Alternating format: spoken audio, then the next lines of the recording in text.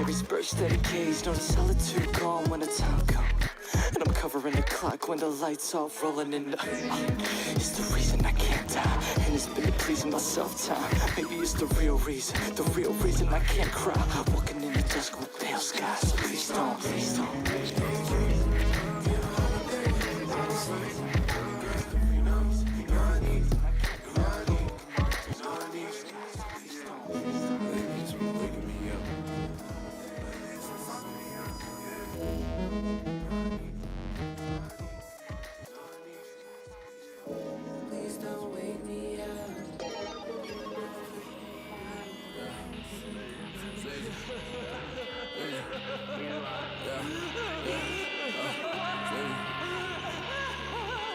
Mr. Janitor, bitch, I got the MOMSDEADMAC, Japanese, Chinese, with the chopsticks, banana clip, it's click, in the contracts, my 44 bulldog, and get the ball, kick the door, home invasion, you a hostage, with a bricks, get the shit, I'm about the closet, sitting at the round table, like some monsters, eating penne vodka, with the lobster, only nigga in my hood, with a rocket launcher, I'ma melt your fucking face, like the Messiah, and my nigga black crazy, bring that black rage, I'm on your mouth, hitting any nigga act crazy, leg shots, hit cars, smoking on the iPod, my wrist watch, big rides, looking like it's agua,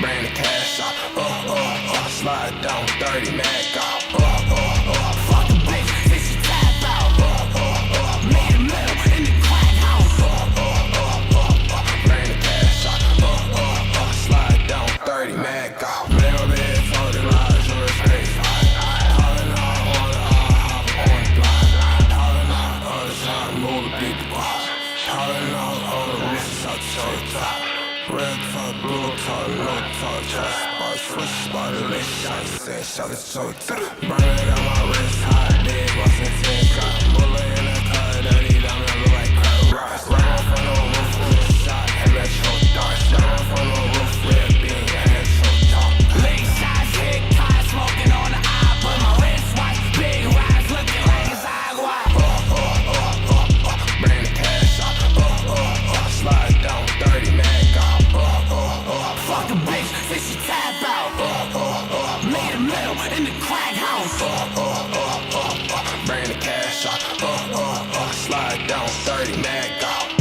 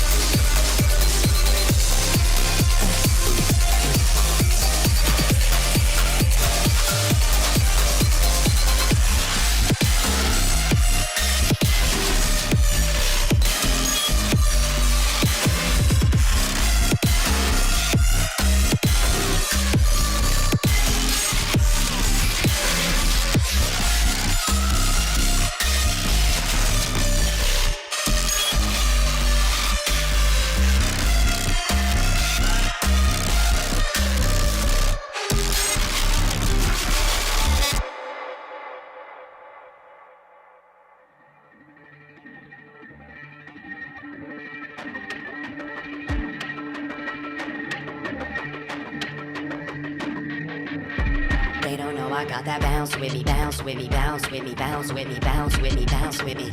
They don't know I got that bounce with me, bounce with me, bounce with me, bounce with me, bounce with me, bounce with me. They don't know I got that bounce with me, bounce with me, bounce with me, bounce with me, bounce with me, bounce with me. They don't know I got that bounce with me, bounce with me, bounce with me, bounce with me, bounce with me, bounce with me. They don't know I got that bounce with me, bounce with me, bounce with me, bounce with me, bounce with me, bounce with me. They don't know I got that bounce with me, bounce with me, bounce with me, bounce with me, bounce with me, bounce with me. They don't know I got that bounce with me, bounce with me, bounce with me, bounce with me, bounce with me, bounce with me. They don't know I got that bounce with me, bounce with me, bounce with me, bounce with me, bounce with me, bounce with me. Good luck, I don't need those. Sit still, I'ma shoot my free throw. In the place and I'm incognito. Breaking necks everywhere that we go. They don't know we got that bounce with us, bounce with it, and we take you down with it. Bitch, we in your town with it. You don't know what you just got into. Stand out individuals. This experience will take you far beyond the physical. Criminals infiltrate and make off with your fucking show. They fucking with my audio, my cardio. They in the palm of my hand, take it off, understand what you did, what you did. It ain't hit like you hit. Can't tell me shit. Top old age, waiting for us to miss, For me in this bay, I see it every day. Some niggas think they hype, some niggas know they great. But I can't hate, we all at the buffet, trying to get a plate.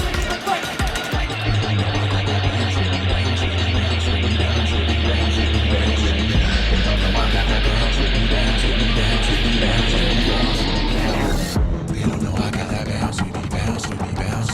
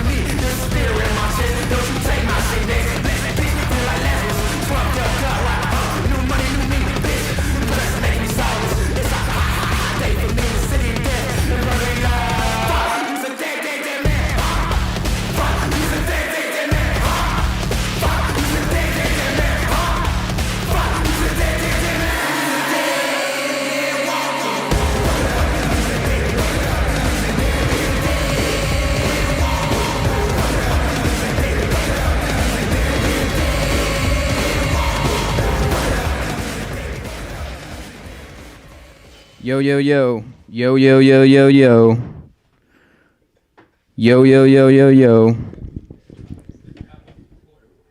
Welcome to the GGFT live stream, GGFTV episode 1, Film and Gender.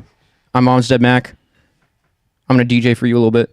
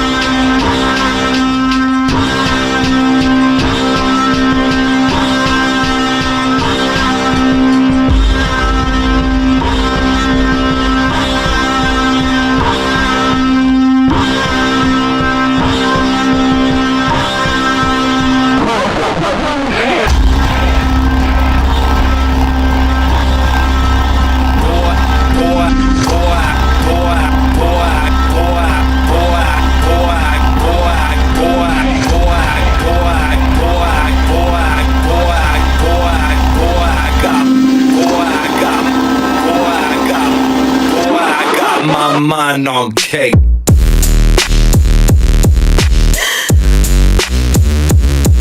Fake.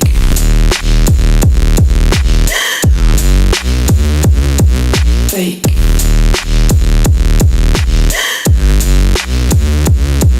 Fake. Boy, I got my mind on cake.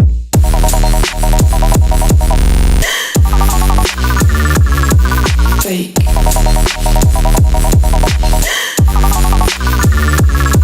Fake.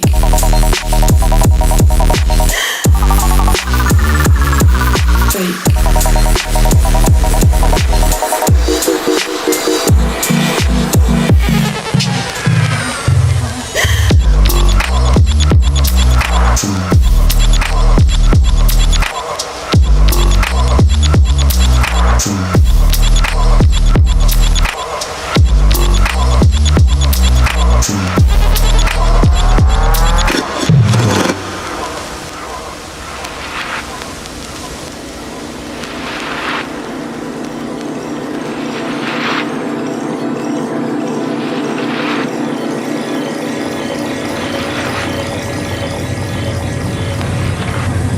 Make it hurricane, y'all make it drizzle. Hurricane, y'all make it drizzle. Some niggas throw a lot of change, some throw a little. Hey, we make it hurricane, y'all make it drizzle. Hey, hey. Some niggas throw a lot of change, some throw a little. Hey, we make it hurricane, y'all make it drizzle. Hey.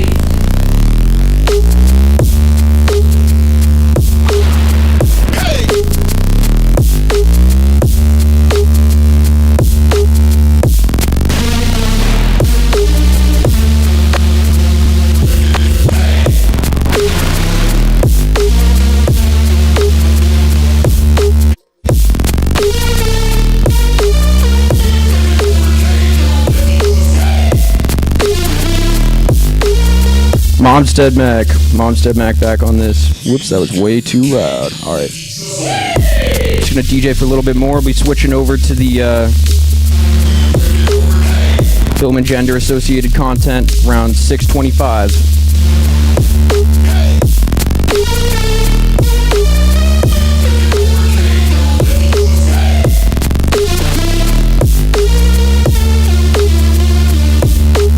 We make it hurricane, y'all make it drizzle.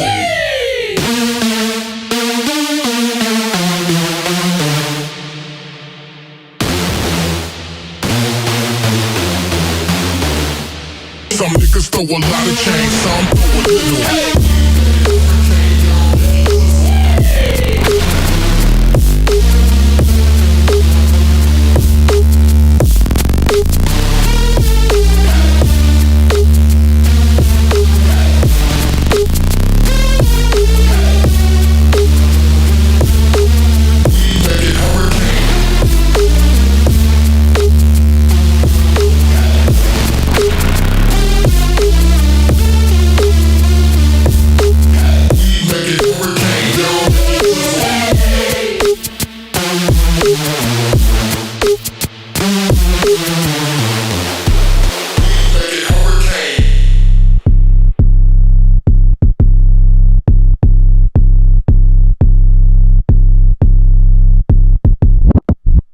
I can't use that yet.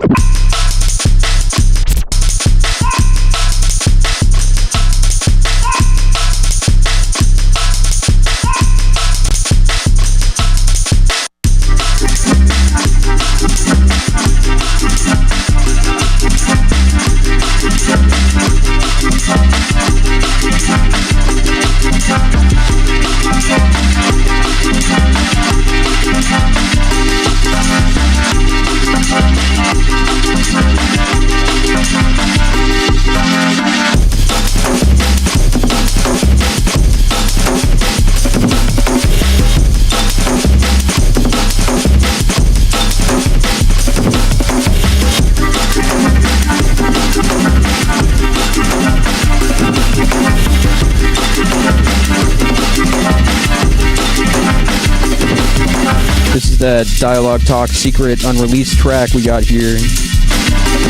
Unofficial premiere.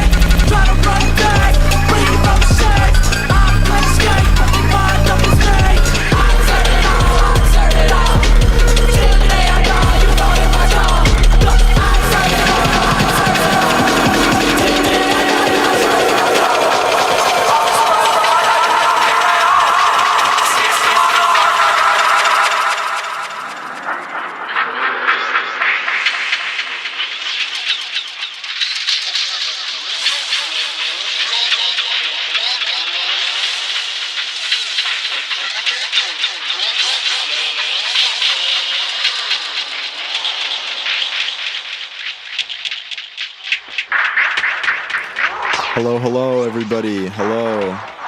Live from the 413, it's GGFTV. Woohoo. Yeah. Hey, everybody. Goth Girl Field Trip presents GGFTV. This is our first episode, and I'm delighted to say that I am here in the studio with Is from Film and Gender. Hello. Hi. Yeah. Hi. Pleasure to be here. Absolutely. Yeah. This is a great opportunity for us to launch this and have a conversation, talk about music in Massachusetts. We're gonna yap. Oh, we're gonna yap. Yeah, we're gonna yap. I've written down some questions. We have some viewer submitted questions, and I think in general this is gonna be a great experience for everybody, right? Isn't that what we want? Yeah. Cool. Very cool. So yeah, we have a lot of really great people in the studio today that have helped make this happen. Goth Girl Field Trip has been working hard over the past 2 days to make this happen, kind of out of nowhere. And so we're really delighted to present this to you, but let's launch right in. So tell me about your band. Howdy. I'm Is or Isley. I'm half of Film and Gender. We're a two-piece bass and drum punk act, queer punk act. We're from the 413. My other half who isn't here is Brett. Brett's my best friend in the world. He plays drums. I play some semblance of bass guitar, and I yell into a microphone. Yeah. And that's my position. Perfect. We've been active as a band for about 3 years. We've played getting close to 200 shows throughout mostly the Northeast and then down through the Midwest and Mid-Atlantic, but we're mostly New England based. Cool. Yeah. So 200 shows. Yeah, about. Yeah. Do you keep track? Yes, but I haven't in a bit. We're probably we'll hit 200 this spring. Yeah. Wow. Yeah. Do you ever just keep track of the flyers or I guess Instagram kind of does. I have it all saved. I have a bunch of Google Drive folders and such. Yeah. But yeah. Yeah. Amazing. So you said you've been active for 3 years as a band. Yeah. But your relationship with Brett goes beyond that, I imagine. Yeah. Right? Me and Brett. Brett was we both are from Agawam or grew up in Agawam. We went to Agawam schools together. He was a grade below me. I knew his older brother, Doc. Yeah. But we kind of first started talking because my sophomore year, his freshman year of high school, we sat next to each other in Spanish class. And I would go smoke dabs in the bathroom. Yeah. As one does when they're I would wear my Sublime shirt to school, 40 ounces of Freedom Sublime shirt. And then I would go smoke dabs, A period. And I'd come back and ask Brett, do I smell like weed? Are my eyes red? Just very 14-year-old questions, 15-year-old questions to ask. And then eventually we had a lot of mutual friends. And obviously I knew his brother. We started hanging out more and more. And I went over to his house, and he had the basement to himself, and he had a mini studio set up down there, and he played guitar. Brett's mainly a guitarist and a vocalist prior to me forcing him to play drums in my shitty punk band. He's an amazing guitarist, and just in general, super talented, way more talented than me musically. He can pick up an instrument and play it, yeah. Wow. And then our friend Tyler played drums, and so I was handed a bass guitar, and that's still all I can play is bass guitar. Nice. Yeah. And you also do vocal performance as well. Of course. course. Yeah. Kind of, yeah. Kind of. Yeah, yell into a microphone. Yeah, yell into a microphone. Yeah. Some people call that performing. Yeah. Me included. Yeah. That's great. Also, I guess there's the vocal performance part of it, but then you also do have to write the lyrics. Yeah, of course. I mean, that's been a process, and there's a whole mix of inspirations. When the band first started, we were essentially just a Dead Milkmen cover band, which is we played a bunch of Dead Milkmen songs and a couple songs that we had written when we were younger, and over time I would say my influence for writing music has shifted a lot from at least as far as the music that inspires me to write has shifted a lot from punk to hip hop over the past few years. Really? I'm really into righteously angry music with a message. So older hip hop groups like Souls of Mischief, Brand Nubian, Freestyle Fellowship, Boogie Down Productions, Hieroglyphics. I fucking love Hieroglyphics. Gravediggers. That's kind of what inspires me to write now. To talk about Boogie Down Productions for a second, is that where the inspiration for FWAG, the image of you? Yes. Oh, yes. Oh, I mean, it's a Malcolm X photo, but yeah. That's but where they also use that photo. If I wasn't into KRS-One and Boogie Down Productions, I probably wouldn't have thought of that. Yeah. It's a great image, you know. There's I see Nick is pulling it up now. There's the Malcolm X photo where he's holding like an Uzi or something. Yeah, he's holding that. like an Uzi or a tech in the peeking out the window. Yeah, that's cool. So that was the inspiration for the cover art for Faggot with a Gun. Yeah. Oh, maybe I can't see. No, you can't. Yeah, this is fine, right? We're good with that. Yeah. That's FWAG. Fwag. Yeah. And that's KRS-One, and that's an inspiration from or kind of an imitation or call to a famous picture from Malcolm X. Right. Of Malcolm X, I should say. Yeah. I think Malcolm X is holding like an M1 carbine in like the original photo. Cool. And then I can't tell you where I got the AK from. Nice. Nice. Yeah. Nice. Yeah. Well, yeah. Maybe not for the airwaves, but no. Very cool. Legally acquired. Yeah, the AK. Of course, with all the paperwork and everything. Nobody needs to ask any more questions about it. That's great.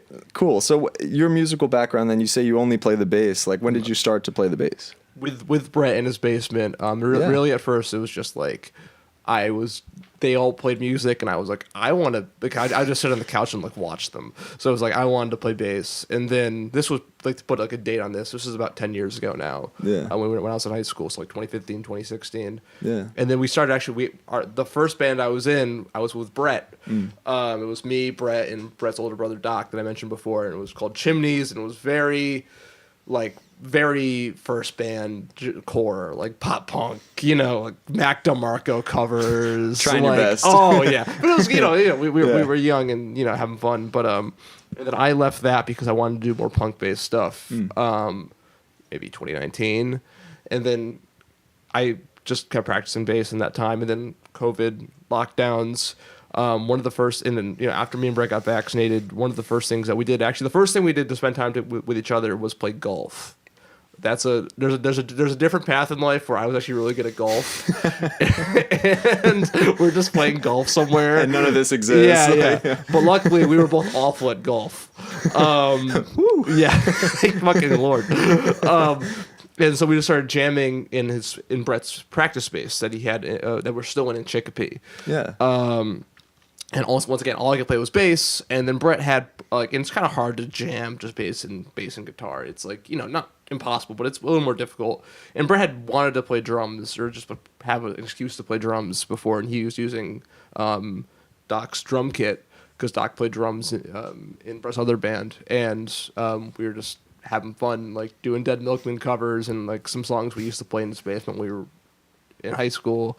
And then eventually I wrote some songs for it. I think the first song I wrote for Film and Gender was Sex With My Car. Like really? Explicitly, like, this is a song that me and Brett can play in our band. Yeah. But like even then, like the early stages of the band, like it was just more for fun. Like there was like 6 months prior to Film and Gender being called Film and Gender where it was just me and him jamming, and like we kind of had ideas of having like a guitar player because that's what bands do. They have you need these 3 instruments to be a rock and roll band. But we kind of over time realized that we had fun just jamming as a 2-piece and playing as a 2-piece, and that we could do it and it was doable. And we just started playing shows, and we haven't really ever thought of adding a third person to the band or a third instrument to the band. Yeah, that's awesome. It's kind of become like our calling card in a lot of ways. Right, and that kind of is interesting because from what you're explaining to me, like some people listen to bands like Death from Above 1975, 1970 something. Yeah.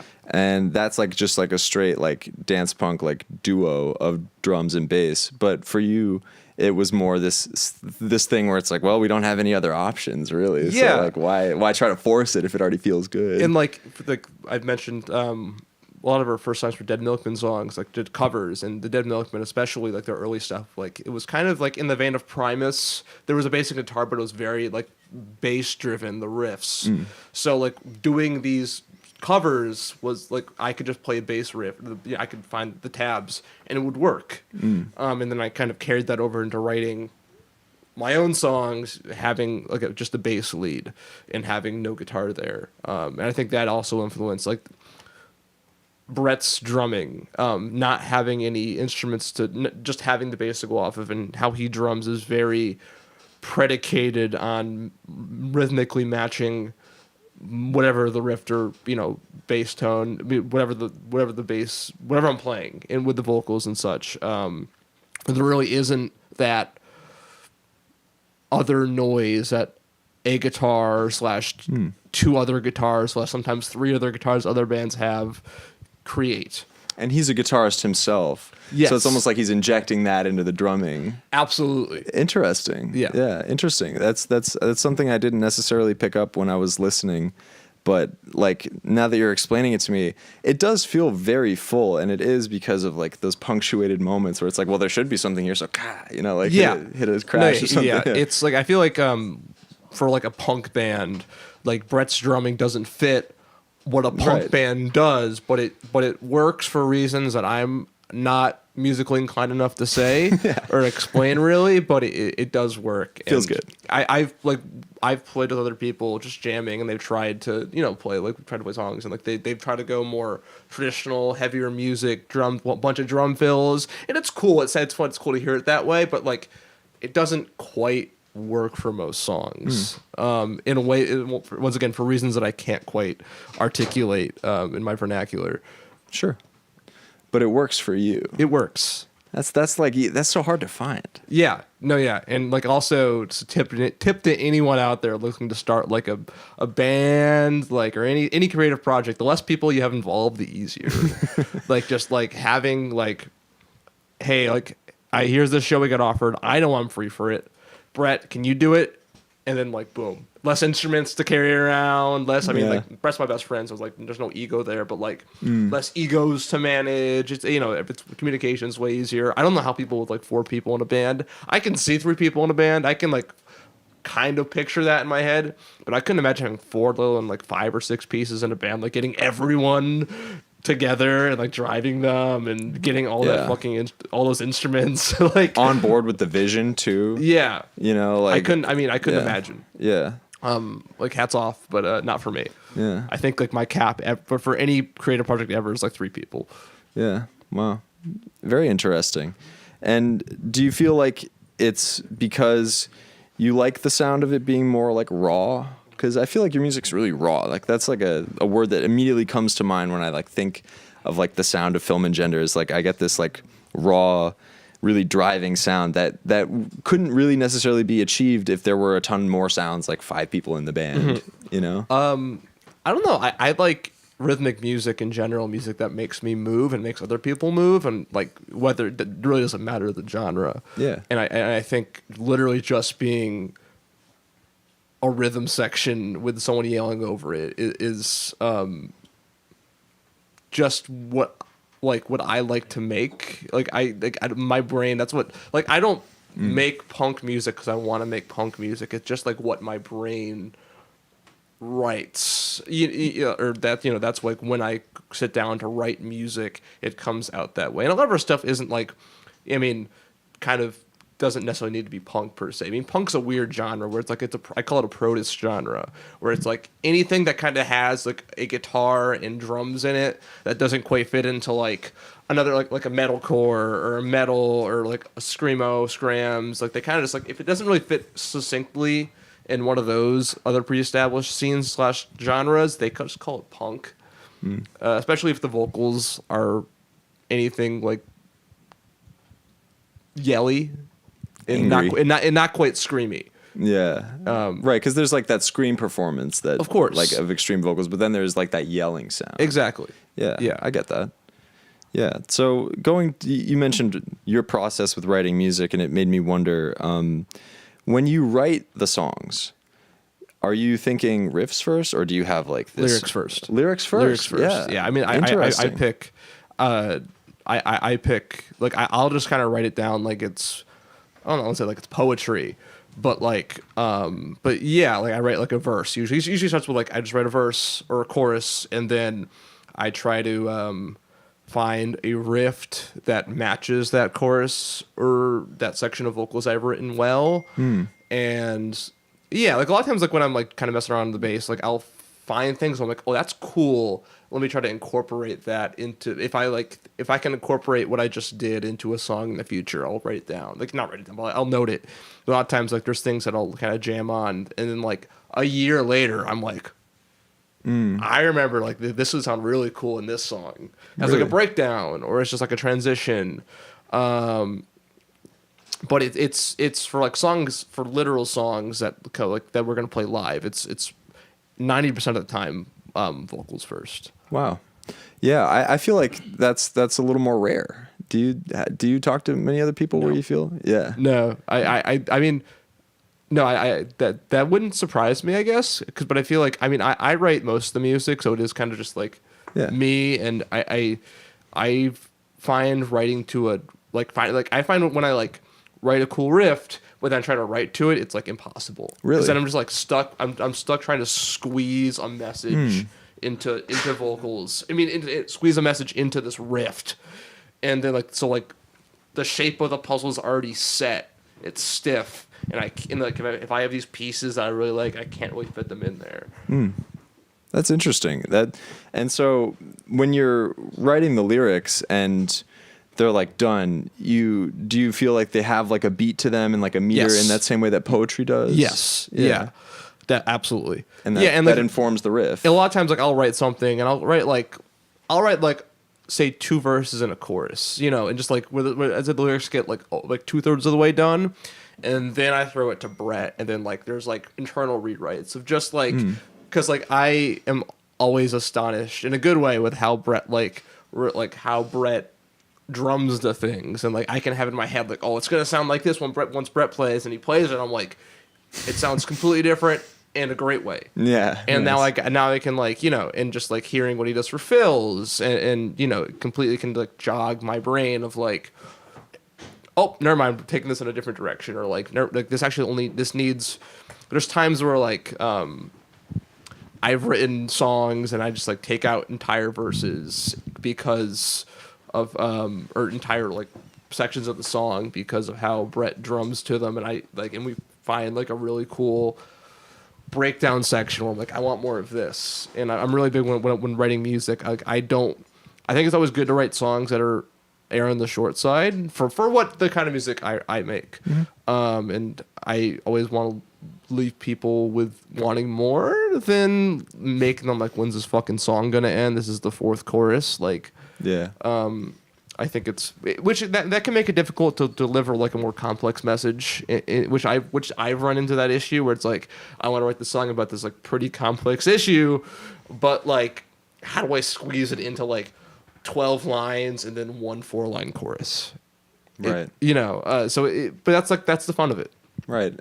And do you feel like that sort of creative boundary of having like shorter songs, like when you want to do a complex message, is it just hard, or sometimes you find clever solutions in which you're able to it's about finding the present it? solutions, I think that, and that's what kind of, I mean, a lot of those solutions, I think, I mean, like I'm really big into, this is a word I made up, it's just like songwriting psychology, where it's like when I write music to make people move, and my favorite part is like figuring out like most of our songs are very start stop like fake out and like there's all these like really not like nothing that me and Brett play is like inherently difficult. I don't think I have any inherently difficult riffs or tabs that I could give you, but it's just like knowing like each verse is slightly different in all these little ways, and there's this pause in the second verse that isn't in the first verse, but in the third verse there's a different pause on a different measure, and then the breakdown is slightly different the second time than the first time, and it's all just like,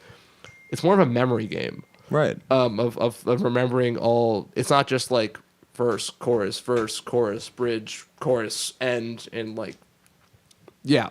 I think that's usually when I'm writing a song.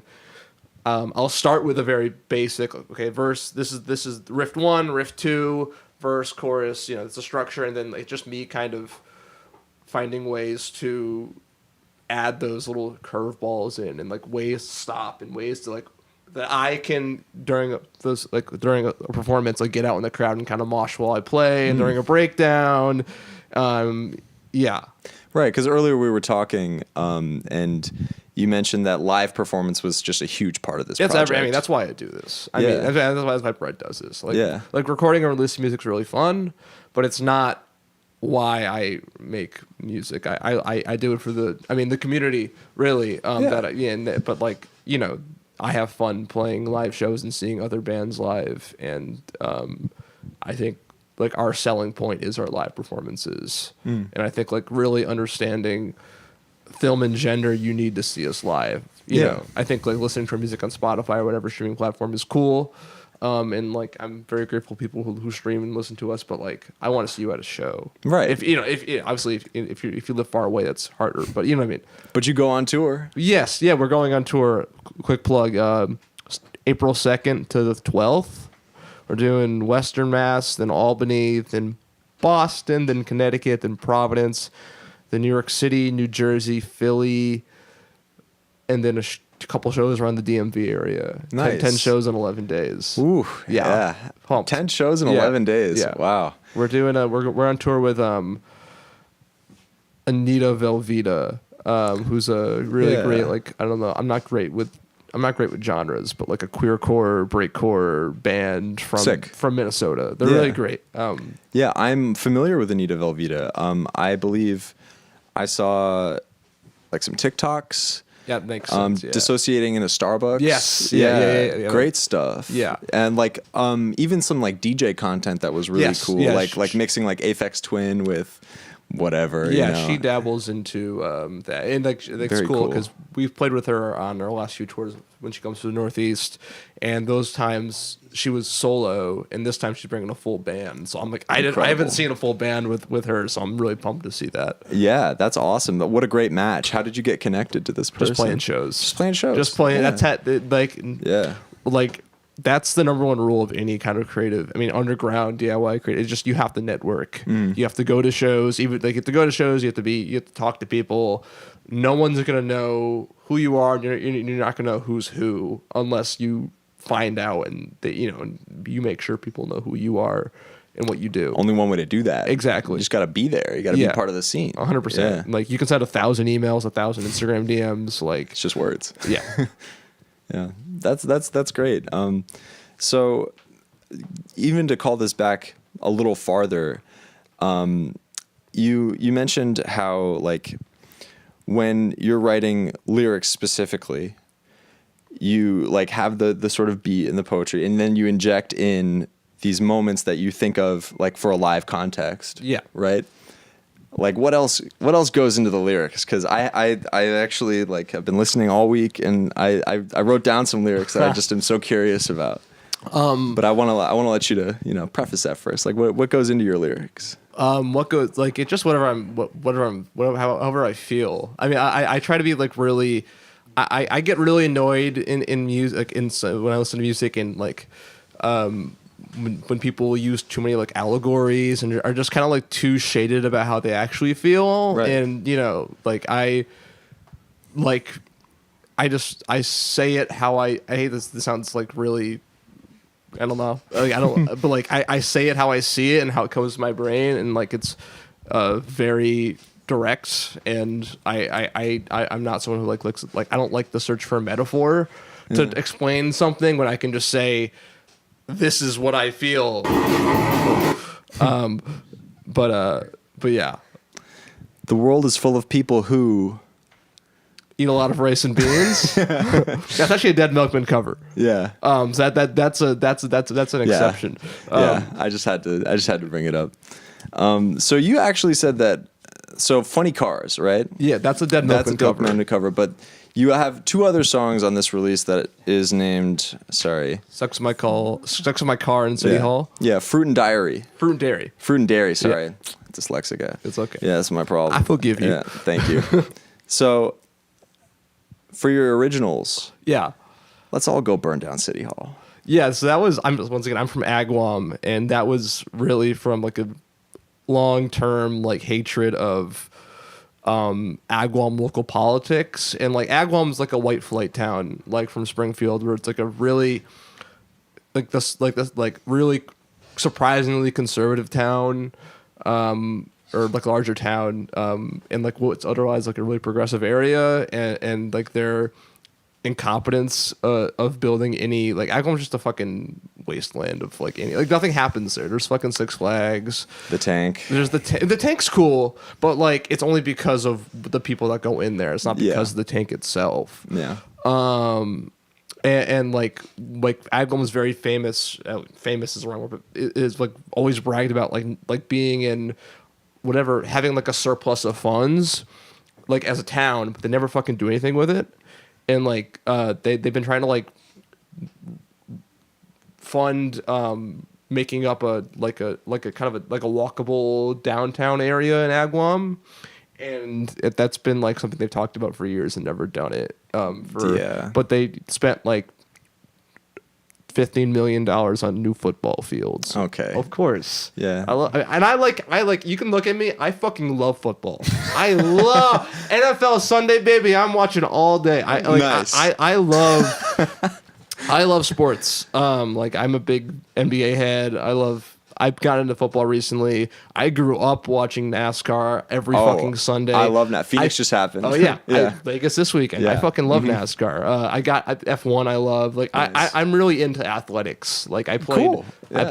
I played sports all through high school and Really? such.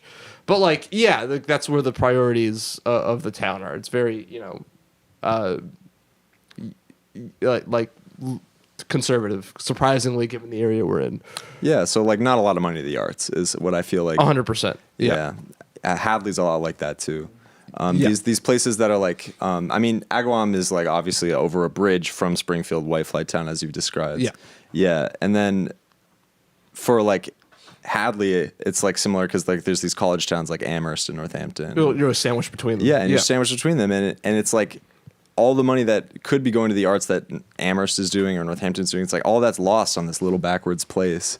It's very much the same for Agawam because Springfield is good with their arts. Yeah, I feel like, and Holyoke is as well. Yeah, I mean, like there's a lot of town. I mean, East Long Meadow, Wilbraham, Southwick. Yeah. all these like white flight towns from the Springfield and Holyoke, I guess to a lesser degree, are all just like this really like.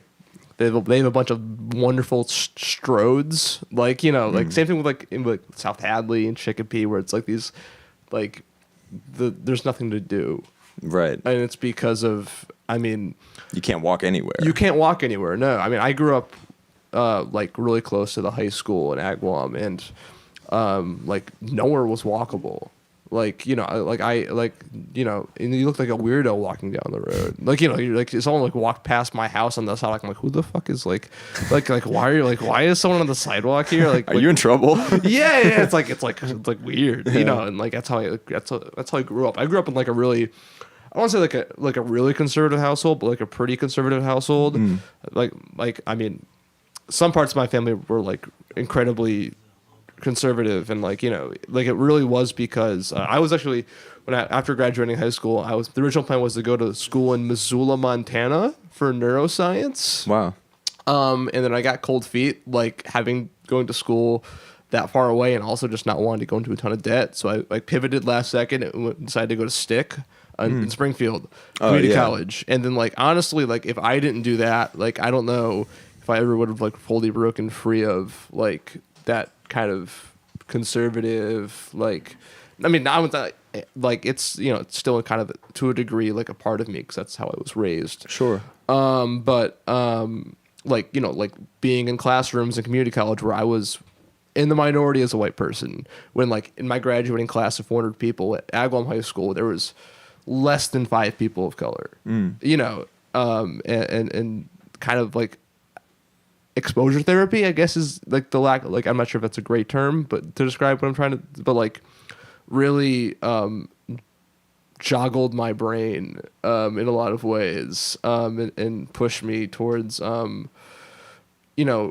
like questioning a lot of things that I was told when I was younger. Right. And going to Montana, like you said, probably wouldn't have given you that at all. Absolutely not at all. Not at all. And like, I mean, that was kind of going to college community college and then 4-year, was like what really helped me be comfortable, in my queerness and like allowed me to challenge myself. And you know, I'm here because of it. Yeah, community college rocks. I fucking love, especially Massachusetts community college I rocks. fucking love community college. Yeah. Yeah. Yeah, I did some stuff at HCC. Right. Like, I love that place. Yeah, Stick is cool too. So then that was maybe, if I'm gonna guess correctly, how you then were going into like more broadcast stuff. Yeah, so I went to school. I have an associates in television productions, and then I went to Westfield State after that and got I have 2 degrees, Hey, in poli-sci and media productions. Yeah. And then I worked at ESPN for a bit. I worked for PBS/NEPM now. And then I worked in Northampton Public Access for a couple years. So that was like my career path. I loved it. Yeah. Like I still try to do video stuff when I can and help out and teach classes where and when I can, which has been harder. But you know, I wish I could. Some part of me wishes I could work full time in the field and like also do music, but I had to pick one, and music was always going to win. Yeah, right. And so when you were going through school, were you also doing music, or it was like way less? No, I wasn't really doing music at the time. That was like, I graduated in 2021. I got my from college, and then Film and Gender started that summer. Oh wow, yeah. So for a while you were doing the dual thing. Yeah, out of necessity. Yeah. It was more just like, I mean, we weren't playing as many shows. Right. Yeah. It was about a year ago where I kind of hit a point where like I was driving myself mad trying to do band stuff plus work full time, and I kind of had a mental crash out. I'm like, I gotta pick one. And now I work part time at a pickleball club. And I'm really poor, but I fucking love living. Right. That's great. I live such a privileged existence to like go play shows really however much I want with my best friend beside me. And like, I mean, I know great people in every population center from DC, you know, DC North, you know, on the East Coast. All off of your own music. Yeah, exactly. Yeah. Like, how could you beat that? Yeah. Sometimes I really don't realize, like it takes, you know, it feels normal now because I've been doing it for a few years. And like, you know, I don't sometimes fully appreciate how special that is. And like how, like what I'm doing now, however long I'm doing this, it could be, you know, I could never play a show again. And like, I would be so incredibly fortunate to do what I've done. Yeah, that's powerful, you know. And earlier you were talking about advice to give to people who want to do this kind of thing, right? And so to hear that, like, you really just like graduated and then like immediately into a band, and then like how much time went by before you started playing that first show, and how did you get to that point? Like, how did you nail that first show? I'm curious. So the first show we did was in the fall of 2021. It was playing at Dud's Dungeon, which is like a venue in a DIY space in South Shore, because Brett's other band was playing there, and then a band dropped, and Brett's like, I have a second band. Nice. We have Dud's Dungeon in the chat. Of At least we course. did at the beginning. Yeah, John, Rocky, Jake, all of y'all, love y'all. Shout out Dud's Dungeon. And then we had a show. Dud's Dungeon says, I love fag. And they've been great. I mean, we still play shows there every year. Dungeon Fest is like one of my favorite events, one of my favorite shows to play every year. And then we played at UMass for Salt. And like we've played a Salt show every semester since the fall of 2021. It's weird. Like the people who were freshmen, our first Salt show are now graduating. I mean, like graduating this semester, and it's like, like I feel old. But yeah, we didn't really get super mega popular. We didn't like busy and like pick up traction until like midway through 2022. That's when we started playing more shows. That's when we got invited to play out in Boston and Providence and all in Connecticut. And that's kind of which we've gotten really lucky and like really like indebted to people who have just heard about us and booked us, you know, in different scenes, and we've gotten a foothold there. And that's one thing I try to pay back to newer bands. It's like, hey, there's this really sick band I played with in Providence. I'd love to get them out to, you know, Western Mass. And kind of, it's that cross-pollination, because no scene, whether it's a smaller, whether it's a smaller scene like Western Mass or a bigger scene like a Boston or New York City, no one has everything. And I like paying that forward or paying that back to bands like the Modern Faces from Boston booked us in Boston for the first time. Carlos, who used to run Aldios in Providence, was someone really instrumental in getting us there.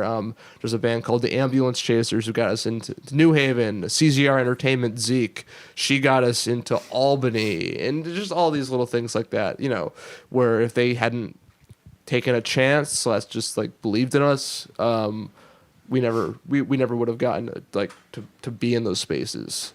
Yeah. And do you think it's like, and so you're describing this like networking web that is created. It's like a plot is created, because like I met this person and then I did this and then they liked that and then they booked me here and then I booked them here and then like do you think that comes from, like earlier we were talking about like the scene and being there and like doing things, but like do you think that comes from like solely the music or like solely how you treat people? It's a mix. Like I think there's like I've played with, I don't even know how many bands I've played with at this point. Like, you know, at least 200-300 bands I've played with, and like sometimes you just see bands and you're like, they have it, and I don't know what it is exactly, but you just see them and you're like, they fucking care. They're trying, like they give a fuck.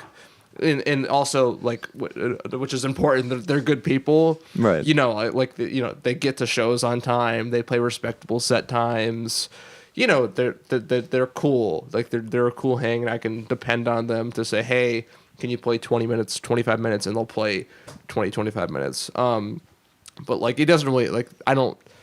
I'm sure I have my own internal biases, of course, but I just like seeing good music, and there's plenty of times where I go and like hear or see a band in a genre that I otherwise really wouldn't care for, and I'm like, they're fucking rock stars. Look at them. Like I need to play with this band more. Like I just want to like see them more. Like Silent Spring, which is like a metalcore emo violence band from the North Shore, Boston area. First time I ever saw them live, I cried, and I'm like, they're just so powerful, and I'm like, right, please. Or like you're playing them earlier, AFK, hip hop group from Brooklyn.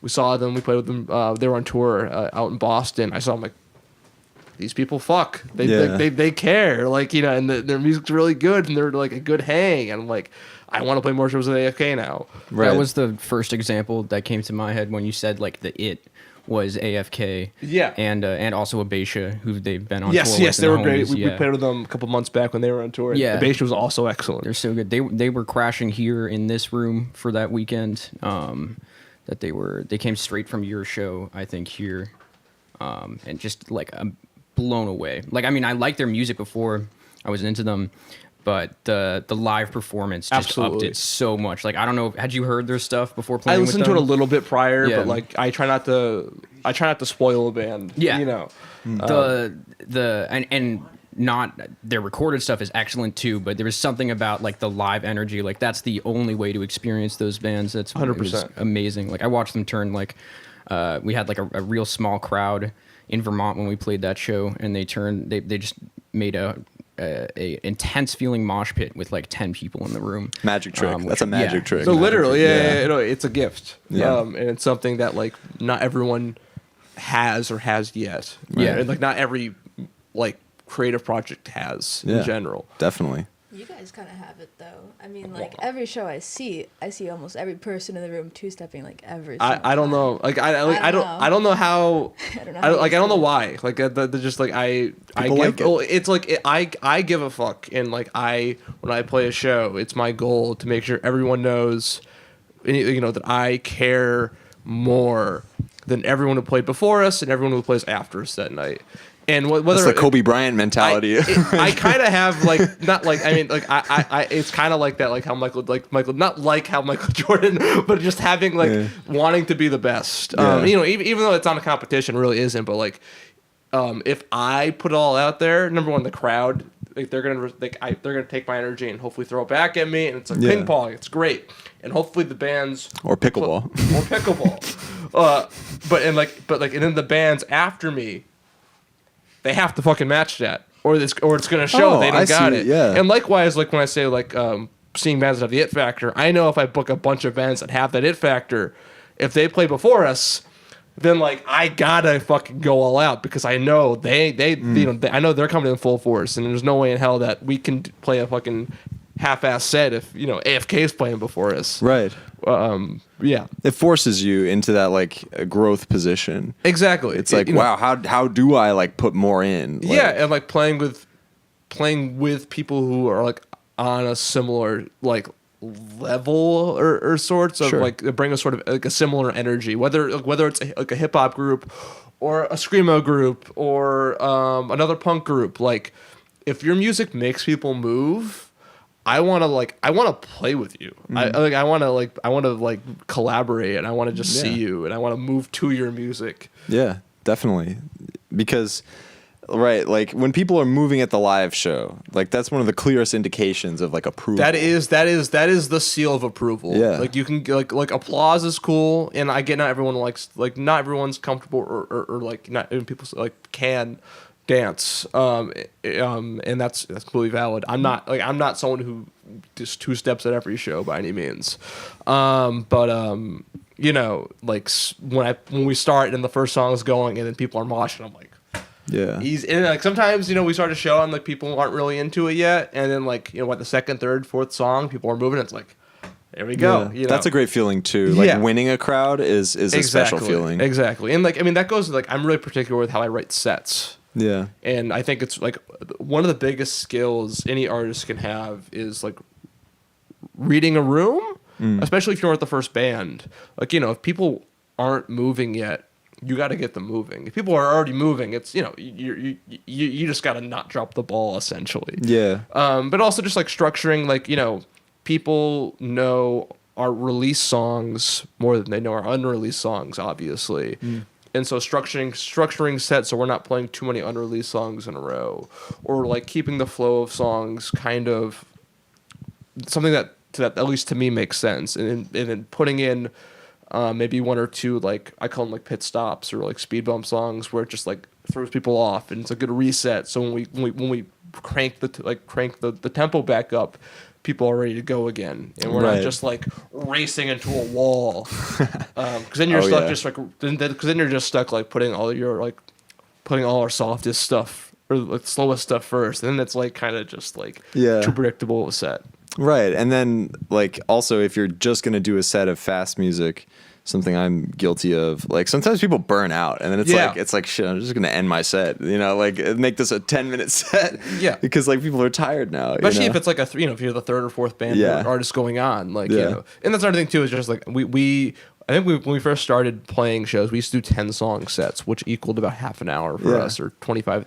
And now we're down to like 5, 6, or 7 songs depending on the night, and and which sucks because we have like 30, 35 songs as a band, most are unreleased. But like, I'd rather, going back to what I said earlier, I want people to like come back and wanting more. And like, it's a great feeling. Like, it's a great feeling in some ways where like people are like, oh, I wish you played this song. And it's like, next time, come back next time. And if you ever see me at a show before a set and you tell me, hey, can you play this song? We will probably say yes. We will probably say yes. Please come, just talk to me or Brett, and we try to incorporate that. Our set lists are usually written on like a napkin. The band before us. Yeah, reading the room. Yeah, no, it's 100% reading the room. And that's like such a great skill. And also just like being able to, during a live performance, like realizing things are gonna like go, like things are gonna fall off the trailer sometimes. Like people are gonna fall down, like and like you might have to pause here and there, and also just like sometimes we mess up, and like knowing when to jump back in. That's just being well practiced, of course. But like, there's plenty of times where like I fuck up, but like Brett keeps it going, and then no one notices that I fucked up that much because we just like because we have that trust, and like Brett fucks up and I just keep playing and Brett jumps back in.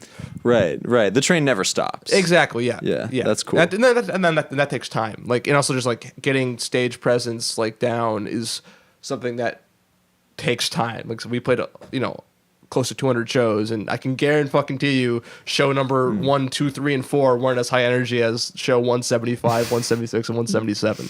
Yeah. And do you feel like like when you have stage presence, do you think where are you tapping into? Is it like a confidence in the music itself? It's showing that you care, as you mentioned before. Yeah, I mean, it's a lot of it. Like I think it's really important for artists to have egos, not like an infallible ego that's like that you aren't like willing to have broken, but like to believe that you are the only one who can create the art that you are making as good as you are doing it. Wow. I can't do, not to keep using AFK, but I can't do what AFK does better than they can do it, but they can't do film and gender better than I can do it. Right. And just like believing in yourself and like, I am the best. I care the most. Right. Even though that may not, like, I objectively know that's not true. Like having that mentality, I think it just, I like to say, I'm like, and also like, that matches with our messaging. Like I'm really I like writing music for winners. I don't like writing loser music. So no Weezer covers ever. Right? No. I'm not to say like, I mean like, but also like I feel like I can write a vulnerable song while still keeping that energy. I don't think that means like I am like infallible and I'm not willing to be vulnerable. I get a lot of inspiration from that, from some of the hip hop artists I mentioned before, where it's like talking about that vulnerability, but also like backing it up. Like I love like the machismo, and some of it can be like, I mean, like in retrospect, kind of problematic, of course. Some of the like old hip hop lyrics, but like I just love like that. Like I love like diss tracks and all that shit. Just like, it just like it's so. I don't say alpha-y. It's a yucky word, but like it's like it's very confident, and I like confidence in art, and especially like with the messaging that we have, like things are pretty dire. They have been, and they are, especially right now for queer and trans people, and I could easily write a song about how we're all fucked. And that we should just give up. But I don't believe that. And if we give up, we're never gonna win. So let's not give up. Let's do our best, and at least have the mentality that we still can win, and we can reach or better ourselves towards like liberation as queer and trans people. That's a great message. That's fantastic. Wow.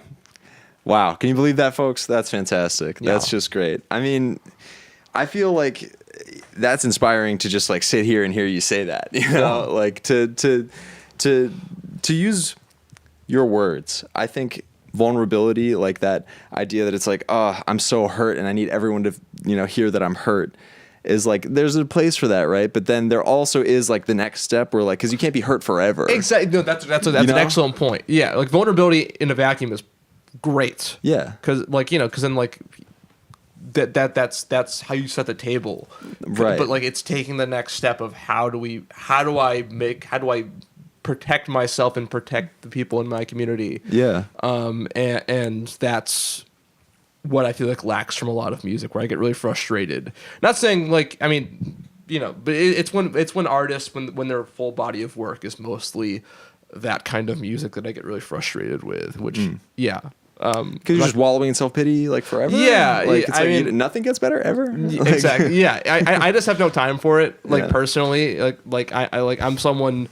I like if I had that mentality, given my own struggles, like I'm 6'1". I've been less than 110 pounds. Like I've done I've been poor as shit, like living on couches and stuff. I'm not saying I've had the hardest life ever, because I definitely fucking haven't by any means. I've been really lucky in most ways to land where I am now. Yeah. But like if I just gave the fuck up, I'd be dead. I've been addicted to drugs and like if I just didn't try to better myself, using my community and my friends, of course, I wouldn't be here talking on this microphone, let alone like I wouldn't be alive or touring the country. Yeah, or, exactly. like, spreading the message. But it's also like I didn't generate all that willpower within myself. I used music, and I use other media, and I use other people for inspiration.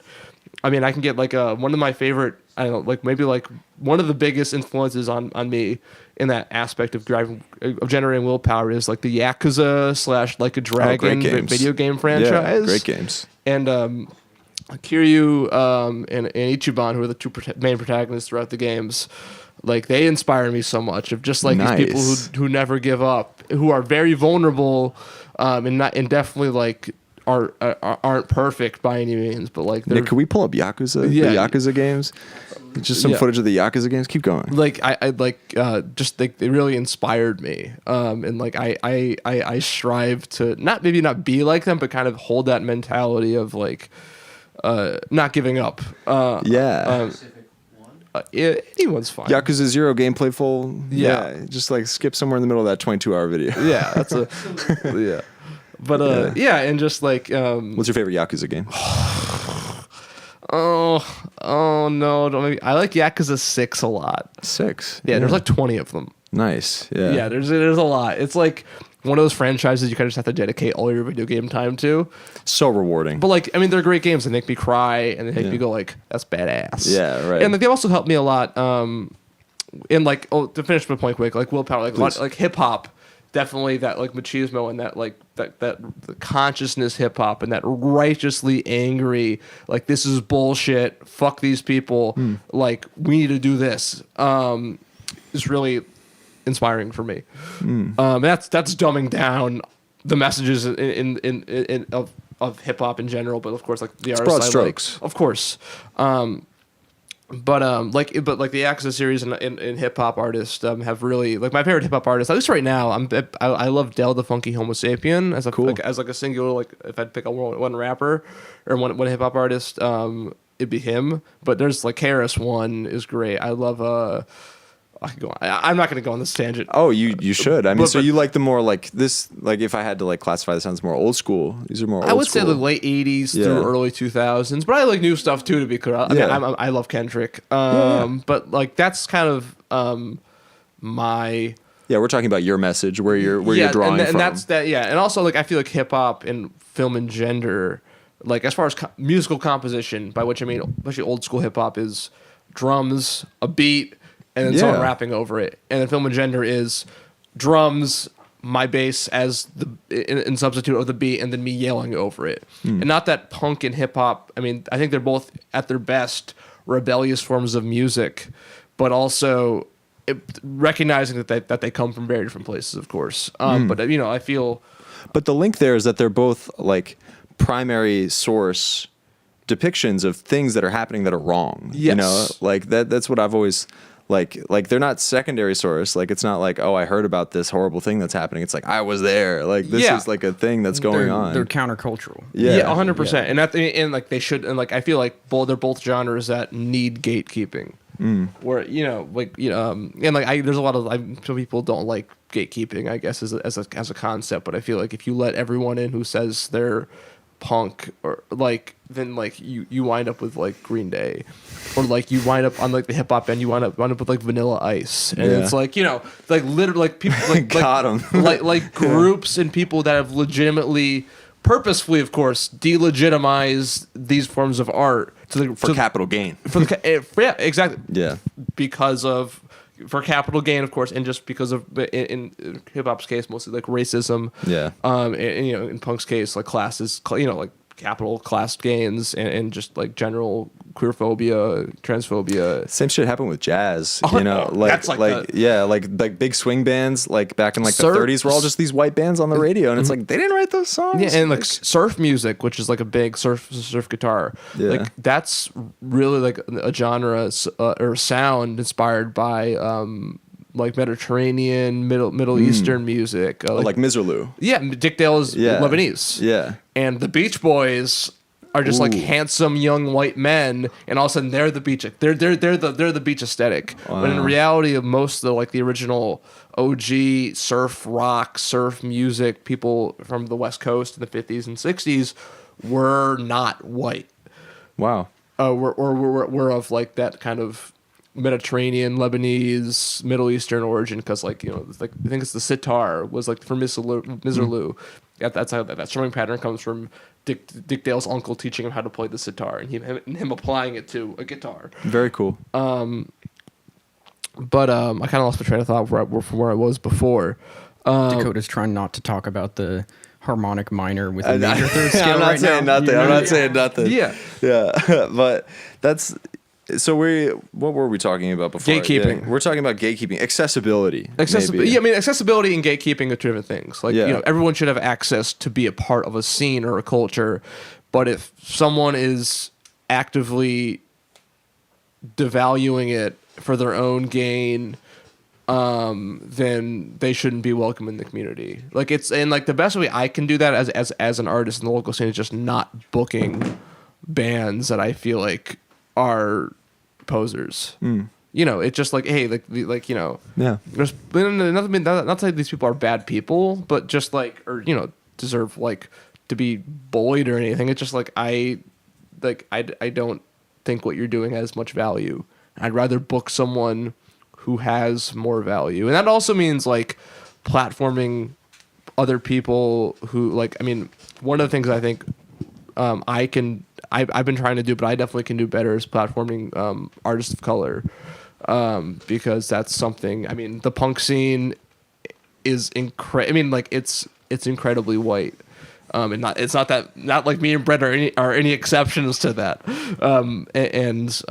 You know, being conscious of that, and trying to book, femme-led and female-led bands, is really important.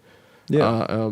And like obviously, like I am someone who's bigger in the scene, and that's my responsibility now.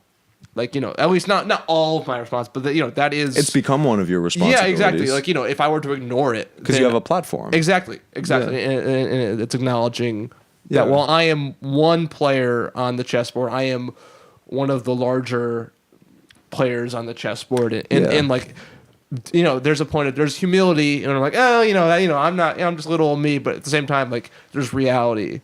And, you know, like, people look to me and Brett and to us as, like, people come to our shows. So if I'm just matching ourselves with other bands that I don't feel like are particularly, there's no point of them being like, they're not saying anything and they're not really representing much, then like, why the fuck are they there? You know, especially like given what our music is. And you believe that because of this message that you cultivated. Yes. Yeah, I get that. That's interesting. I'm brought to think about, like, talking about gatekeeping. Like, there's different forms of gatekeeping. Of course. You know, and then there's this. What sticks out in my mind, and something we were going to talk about, we mentioned it earlier, is this idea of crowd killing. Okay, yeah. Because I believe that is a form of gatekeeping. I would agree. I like my stance on crowd killing is that it's I have no issue with it in the sense in the context of there's certain cultures where that's like a ritual. I just don't want to be a part of those cultures.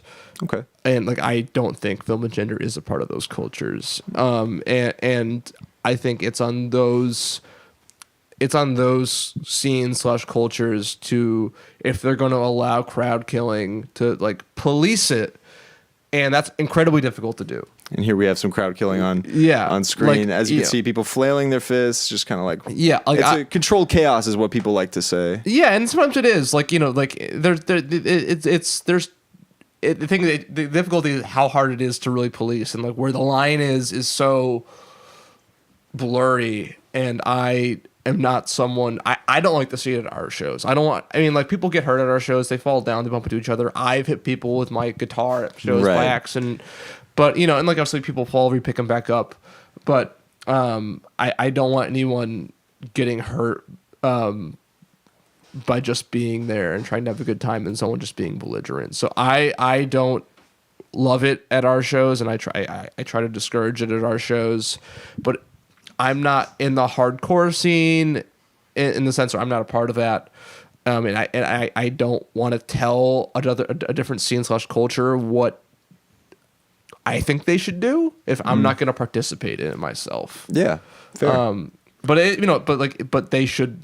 But I can say, as someone who's in a scene, as the same as they are in a part of the scene, like they need to police that. Really? Yeah. Yeah. They need to. If it's going to be a ritual that they participate in, which is valid in my opinion, in a vacuum, they have to make sure it doesn't become problematic in the sense that it gatekeeps people. Right. Because I've seen incidents at like. I'm not going to name any venues just to keep it. Yeah, but me and you both know what we're talking about. Yeah, we do. Yeah. Like I've seen incidents where people like run out into the hall and start like crowd killing people in the hall while the band is playing, and I'm like, really? Like keep it in the little like circle chaos. Like it's like don't hit some like dude and his girlfriend that are just standing there, please. Like 100%. That's where I feel like something where it's monitored is understandable, you know. Yeah. And like my biggest issue with it in the hardcore scene or in those other scenes is just like a lot of times the people who are in charge of it don't give a fuck. Right. Not to say that's the case in Western Mass, to be clear, but like often because the people who are heads of the scene are like just like cis white dudes. Yeah. Who don't have to. It's like that like suck it up pussy type of energy. Exactly. 100%. And those sound like lyrics to bands around here. I've actually I've actually heard that at a show a couple times. And and so it does end up being gatekeeping. It does end up gatekeeping those scenes and being problematic. Given that the leadership of the scenes tends on average not to be that caring about that. Yeah, that's where I feel like the gatekeeping becomes an accessibility issue. Oh, 100%. You know what I mean? Like, yep. I was kind of cooking this earlier. Like, I do feel like these shows become inaccessible when maybe you really like the music, but you're just not trying to throw hands with like a 17-year-old straight edge vegan. Yeah. You know, like you're not trying to like block a spin kick from somebody that like, you know, doesn't smoke cigarettes. And like it's like a point of privilege to like be able to be like, it doesn't matter if I get hurt at a show. Like, you know, like, True. like, you know, like if you get hurt at a So show real. and like all of a sudden you can't work your job the next couple of days because you're concussed or like your arm's fucked up. Can't lift. Like, you know, that's a point of privilege to be like, I don't care. Like, or to not care if that happens to you. And like, you know, and ignoring that is not good. Yeah. And then by nature of that, it makes the shows inaccessible because 100%. I'm sure there are plenty of people that would want to see these shows that are forced to reckon with that, where it's like, well, I can't go because like, what if I get hit again? I mean, that's why I don't go to shows like that. It's because like, what if I go to a show and like, what if I go to a show and like I get hit and all of a sudden like I can't play our show this weekend? You know, not that, you know, it's a small chance it'll happen, and I'm very well aware of that, of course. But like it's still there when I could just go to a different show of it. Like I like hardcore music. It's I mean like, you know, but like when I could just go to a different show where I know that's not gonna happen, you know, realistically. Yeah. I got knocked out in a pit, or actually outside a pit, which is part of the issue, at a show in Vermont last fall. And it definitely gave me like, now I feel a lot more cautious going into those environments. Especially because I felt like I was outside the line of fire, and then some dude just was like windmilled right into my head. Decided you weren't. Yeah. No, yeah, and like I there's plenty of times where I see people like who come to us or come to us after a set, and it's like, you know, like y'all have like not to brag, but like y'all have really fun pits where it's like, you know, people, you know, there's contact, there's movement, but like it never feels dangerous, and you know, they're never concerned about being hurt. Once again, things happen, people fall over, you know. There's been several times where people have gotten bloody nose at our show and stuff just from, you know, people coming together, people bouncing off the head of my bass. Yeah. But you know, that's feels much less premeditated. Yeah. Which is important because intention is everything. Yeah. You know, if you trip over someone's foot and you hit your head, like you know, that sucks, but it wasn't on purpose. If someone comes running, like cartwheeling into you, that's not cool. It kicks you in the face, and all of a sudden, like you have a bloody nose. It's like, what the fuck? Yeah, and it's sad to think that, like, you know, the defense is really easy, like where people are just like, well, that's what it is. That's what it is. And it's like, well, why? Look at how funny they are. They think that, like, if they go to the show, they're scared of getting hurt. And it's like, it's like, are we just thinking too close-minded? No, I mean, like, I have responsibility. If I get hurt, I can't work. And if I can't work, then I won't be able to pay rent. Yeah. And if I can't pay rent, I'll be homeless. Yeah. That's real shit. Yeah. I'm sorry, if you're a 17-year-old vegan, like you're probably gonna go sleep at your mom and dad's house that night after eating some carrots and peas and delicious foods, and then you got English class at 7:30 in the morning. You got that paper due. Not to say it's everyone, of course. I mean, but yeah, and also like I'm tall, but like I'm 6 foot, but I'm also like scrawny as fuck. Like you know, that's not the case. Yeah. You know, and like, I mean, I'm at, like, you know, if you're shorter and not, like, you know, there's plenty of barriers there that make it uninclusive. Once again, that's a ritual that happens in a scene that I am distinctly not a part of. Yeah. Not through any will. It just, I have my scene and culture, and I don't take issue with the ritual existing at all or in a vacuum. It's just I take issues with how people don't seem to care when people abuse it. Yeah, right. I mean, like, and those situations always seem to like escalate too. It's like, you're out of control. It's like, what? Now we're gonna definitely fight. It's like, I've seen it 100 times. I've seen that movie. 100%. But let's answer some viewer questions. What time is it? It's 7:30. We've been talking for a while. We yap. Let's break it up. Yeah, we're yapping. We're yapping. I told you. Oh, my phone's dead. That's lovely. Hey, Molly, can I look at your phone for the questions? Hey, Scott. Oh wait, no, my phone is at 5%. So hey, Molly, can I look at your phone? Yeah. Thank you for sending in questions. Yeah, thank you so much for sending in questions. I was a little nervous. No one was going to send questions. Oh, people want to know. The people want to know. And soon we will have an opportunity do what you got for a viewer to win a T-shirt. This one right here. Let me see if I can get that. Scott, could you model that? Could I model lovely T-shirt? I have one of these T-shirts. It's a very nice T-shirt. Wait, one of these? No, I have a green one. It's the same print though, or the same and blank. This quality right here. Oh yeah, collar. that's like a really nice. No, it's a beautiful What's on the shirt. Back? There's something on the back, guys? There's something on the back. What's it say? I got railed at GGFT. Oh, wait. Wow.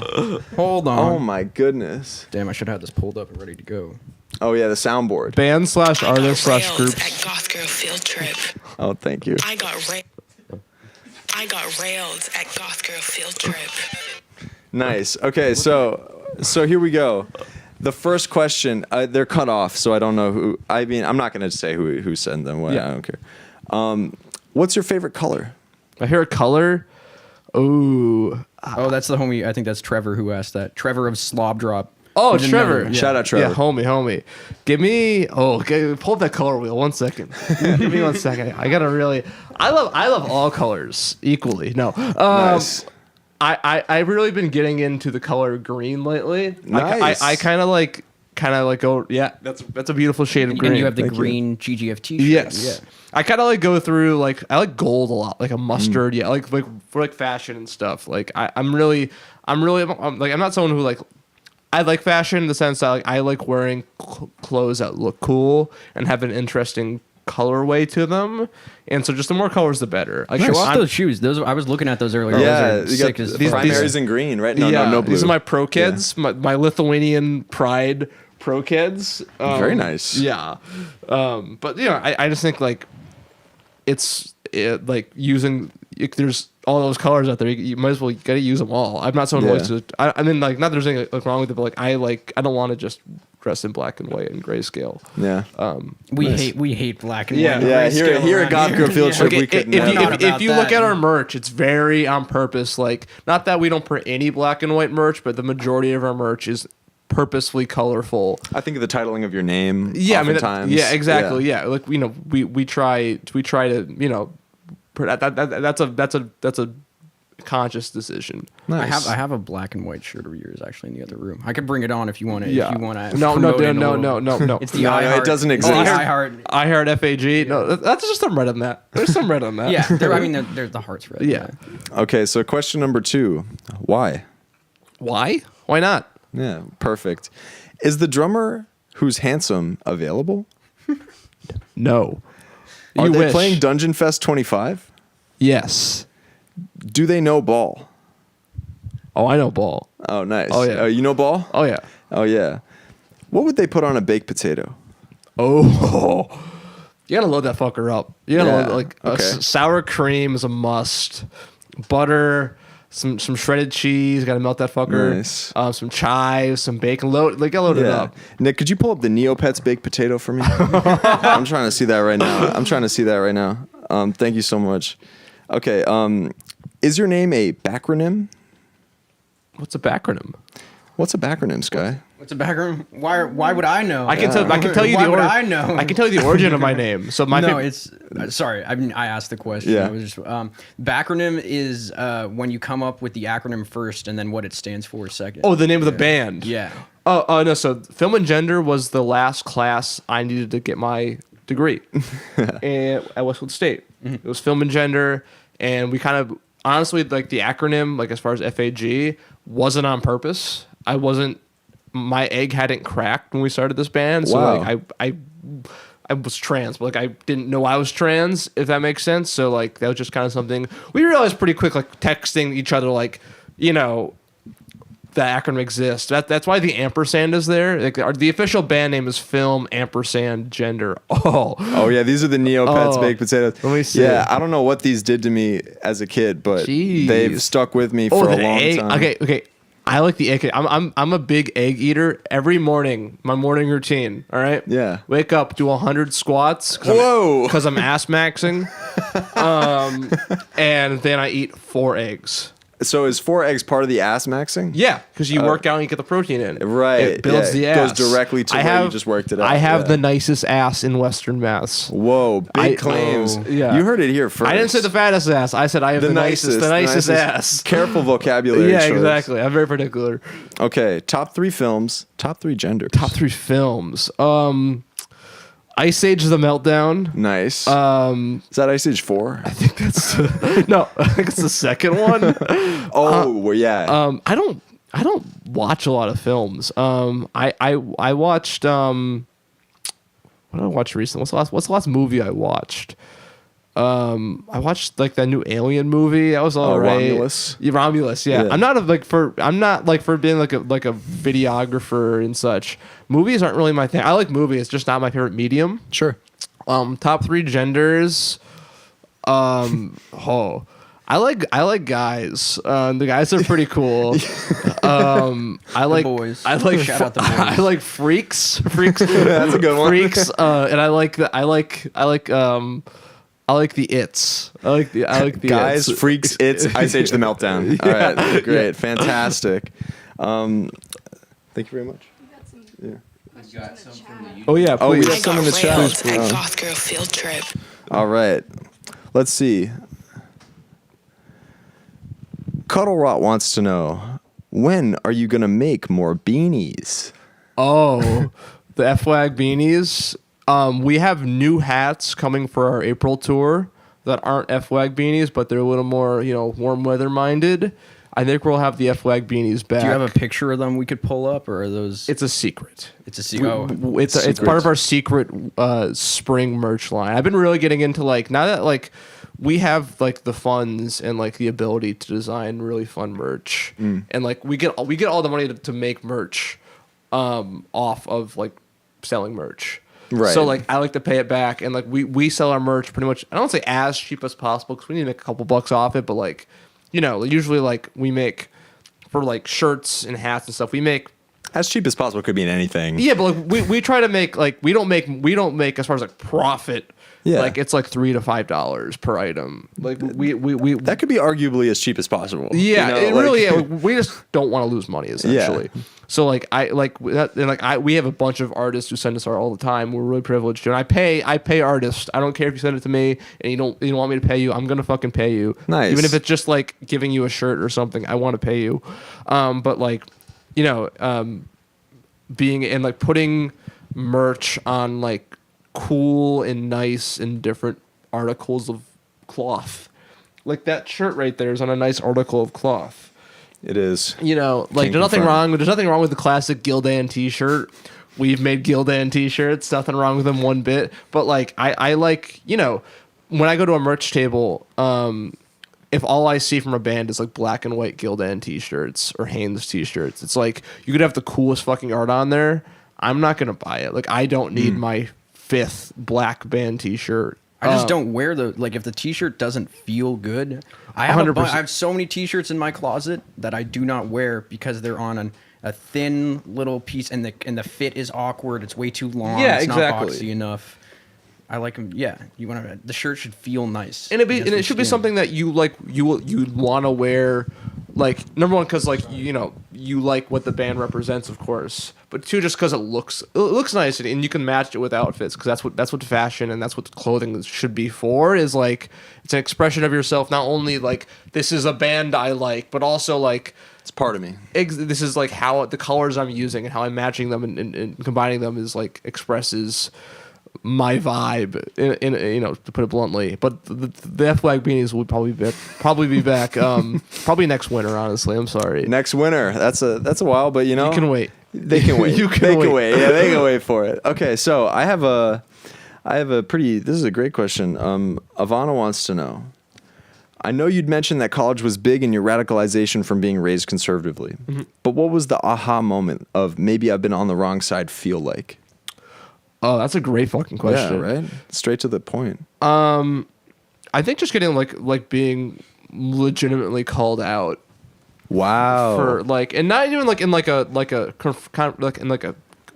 confrontational way, but just like, you know, like being told that like something that I was doing, something that was subconscious to me, nothing that was purposely, which is the case for a lot of people who are bigoted, whether it's like racism or transphobia, and like just being told like, hey, that makes me feel shitty by you saying this, and or you just assuming this is okay, and you know, that happened to me a few times, you know, not only like with like in regards to race and like gender and you know,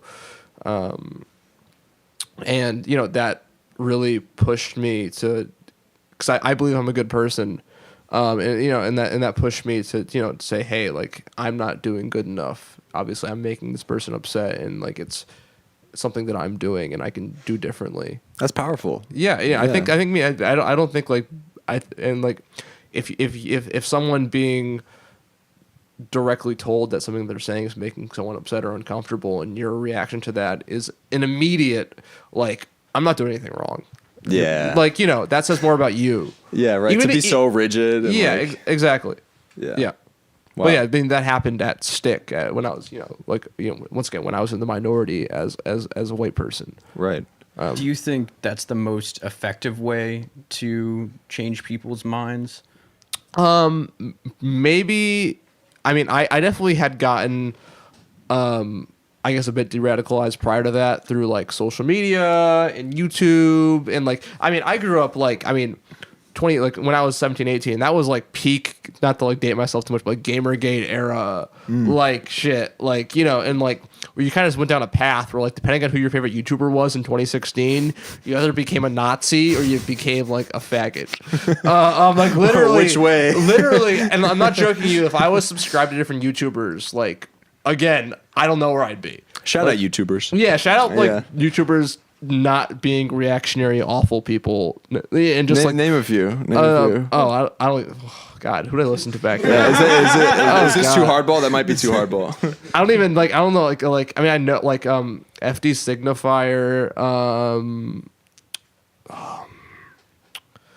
Markiplier. No. Nah. I mean, like. Yeah. I mean, just people who like I'm big into like sports again. So I also like a lot of like sports podcasters and YouTubers. Yeah. And like the sports podcasters and YouTubers who I listen to like what kind of just stuck to sports and didn't really inject their politics into sports, if that makes sense. And that's all it took, because like the right wing in this country have infiltrated every fucking masculine interest. Yeah. Like video games, or not that these have to be masculine, but like traditionally masculine interests. Video games, sports. You can't watch an hour of any major American sports league, with maybe the exception of like the NBA, and not be hit with like right wing propaganda. Whether it's just like the defenses against that are also leaving, you know, like at a pretty scary rate. Yeah, like too. whether just like doing the anthem or having like someone say a prayer before, like, and then I watched NASCAR every Sunday growing up. They say a fucking prayer before every show, before every race, and they do like an invocation, and they do like the military flies over. All fascist tools. Yeah, it's all exactly, and you know, in video games, like, you know, like, the majority of video game content is just like shitting on the existence of women or femme people or queer people or people of color in their preferred medium, and like getting mad that not every woman has massive booba and perfect face. Like, you know, even just now, like on different apps, I see people complaining about like remakes of like Silent Hill. Yeah. And they're like, they made her ugly. And I'm like, she's a human. Like, what do you mean she's ugly? Exactly. She's in Silent Hill. It's just like, you know, like if like the video game people who I listened to when I was like 17 weren't all, and like, you know, weren't like they didn't do that, and like they weren't even like particular like progressive in any reason, but just like they've kind of remained apolitical to a degree at least. So maybe like, I mean, I could go back and watch and maybe find out that's not the case, but you know what I mean. That was all it took for me to like not, and like look at people who did react and were reactionary towards media that way to prevent me from falling down the alt-right toilet bowl. Because I was a prime candidate. I was a 16-year-old like white boy living in suburbia in a pretty conservative area from a pretty conservative family. There's no fucking reason why I shouldn't have fallen down further into that hole. And there's plenty of people who I grew up with, who were my friends in high school, who grew up in that hole, fell down that hole, who have messaged me on Grindr sometimes. You know, hi. Love you. Wow. But like, you know, you know who you are. Yeah, and, you know, and like, you know, I never would have been able to like embrace myself, which was a slow process and wasn't immediate, if I wasn't radicalized. And if I got lucky, I didn't get radicalized through like my parasocial relationships online that, you know, I think every person who's grown up with internet kind of has formed. Got to be a dice roll. It's got to be a dice roll. It's like, it literally was a dice roll. Because it's like, oh, I'll click on this video and then like flash forward 10 years and you're like when's the next Q drop? Like, you know, like exactly. It's like I know people like that, like in my life as well. Okay, so Anita Sarkeesian. Oh yeah, I mean, you know, Gamergate, like this is right before Gamergate, right? There was that. But that was the spark. That was the spark. You know, it was like the tropes versus women in video games. Oh my God. Video. We're dating ourselves. Yeah, we're dating ourselves. Yeah, but like I saw that video and I was like it was like too beyond me. I was like, wait, what? Like video games are bad? Like I couldn't like comprehend it enough. And then it wasn't until like I guess I was just lucky enough to be around like the right teachers, maybe the right friends. I mean, if I didn't have Brett, like, you know, like, Sure, I mean, Brett was, I mean, like, Brett is the only person from high school that I talked to. Yeah. And it's because Brett was someone who also didn't get washed down that. And that's also like just because of Brett's family. Like, you know, like, them being good people, and you know, shout out Brett. Yeah. I wish Brett could be here. Yeah, we do too. But next time. But yeah, I mean, if I didn't have Brett back when I was 17, 18, I only would have had people who were going down that path, and maybe I would have followed them just because out of like a lot of people do, they followed out of convenience. Because they don't have anyone else in their lives. They don't want to lose people. Yeah. Right. Like these are people that you love and grow up with. Like you make a lot of compromises and sacrifices that end up like affecting you in ways you don't even realize. And to a degree, like COVID lockdowns helped because they were just such a reset. True. Like it made it very easy to cut off pre-COVID lockdown friends that I had and just kind of restart. Yeah. And that was like I said, the only person who I was friends with prior to COVID lockdowns who I'm still friends with is Brett. Yeah. And you know, obviously, that helped, I guess, in some ways, and obviously, like that reset allowed us to start Film and Gender. Yeah, and in a lot of ways, just reset the scene as a whole. Yeah, and like reinvent, like, I don't know, what you want to do with your life. Yeah, right? Like that's absolutely, cool. absolutely. Yeah. I mean, I feel the same way. Like I didn't start like making music on the laptop until like I was like, well, there's no one to play music with, so it's me and my laptop. Like exactly. Like a lot. I'm not the only one. A lot of fucking people did that. Yeah, and like I mean, if we want to go kind of some into like songs and songwritings a lot, like "Sex with My Car," which is on Fruit and Dairy, our first release, is like very much a song about. I have stuff written down about. Yeah, that, if you want to pull it out, if you don't mind. Yeah. Because it's like immediately we objectify, to dehumanize, to fetishize, to sexualize. Mm-hmm. That's repeated. Mm-hmm. Where does that come from? Talk about that. That was my final research paper. Really? My final research paper in college was about the fetishization of femininity and how it permeated media and how sex sells. Yeah, and like how that like inherent sexualization of femininity has like twisted how we view like the patriarchal structure. I mean, to put it in a broad stroke. And that was in like the "Sex with My Car" part. That comes from like when I grew up. I mean, I knew I was queer from a pretty young age.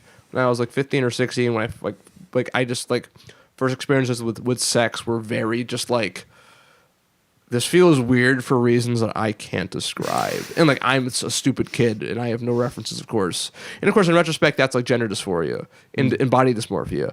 But like, it took me so long to really put that together. And I used to just say like, I was asexual. That was like which is a pretty common thing for trans people. It's just they had go through like an asexual phase. Wow. And like the entire time, like I swore off physical intimacy when I was like 17 or 18. I'm like, I'm never having sex again. I hate it. And whenever I got questioned about it, like, I would just like really kind of freeze up. And one time I was talking with somebody and like, I just said like, I'd rather have sex with my car. And so like "Sex with My Car" is a song about sexual apathy from asexuality and just like not in the just like the pain and like just confusion and the unknowingness of why I was feeling that way from that time. Wow. And because it's absurd, right, to have sex with your car. And like, of course. I love that like you're like leaning into this absurdity because it's like I can't find any other way to fucking talk about it, you know. And like leading into like the next song we released, our first single, "Fetishize Me," was about like how good it felt after starting hormones. I was wondering about this because when we look at the beginning of "Sex with My Car," it is sort of like this moment where it's like you're talking about something that's serious. It's like people are dehumanized and objectified and fetishized, and then in "Fetishize Me," it's like it's almost like you're lampshading that. Yes. You know? Yeah. Well, yeah. It's about how good it felt as when I started hormones to be fetishized and to like experience that like interest in my body from other people for the first time, really, and me also like me enjoying that, like people saying like, "Oh, I find you attractive for these reasons," and me being like, "I also like these parts of me." When before it was like, "Oh, like I find you attractive," and it's like, "I fucking hate my body." Like, don't talk to me, like don't touch me. Can I read an excerpt from this that I thought was pretty powerful? For someone like you to come and criticize me for the words I say and the way that I be, you're the hypocrite, and I want you to make me scream. Yeah. You're the hypocrite, and I want you to make me scream. Mm-hmm. I'm so curious. So that's like your hypocrite part comes from I would say one of my early sexual partners post transition, kind of some frustration towards how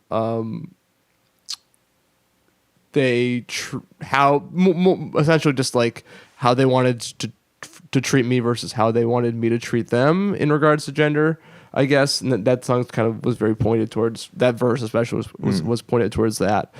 But yeah, and then I mean, like I can go further into like T for T, our next single. Yeah, we're working on the same book here. There's this is a purposeful like story sort of thing I did. It's like a celebration of enjoying sex for the first time in like a comfortable, safe environment, and how great it felt, and how like I achieved that via T for T.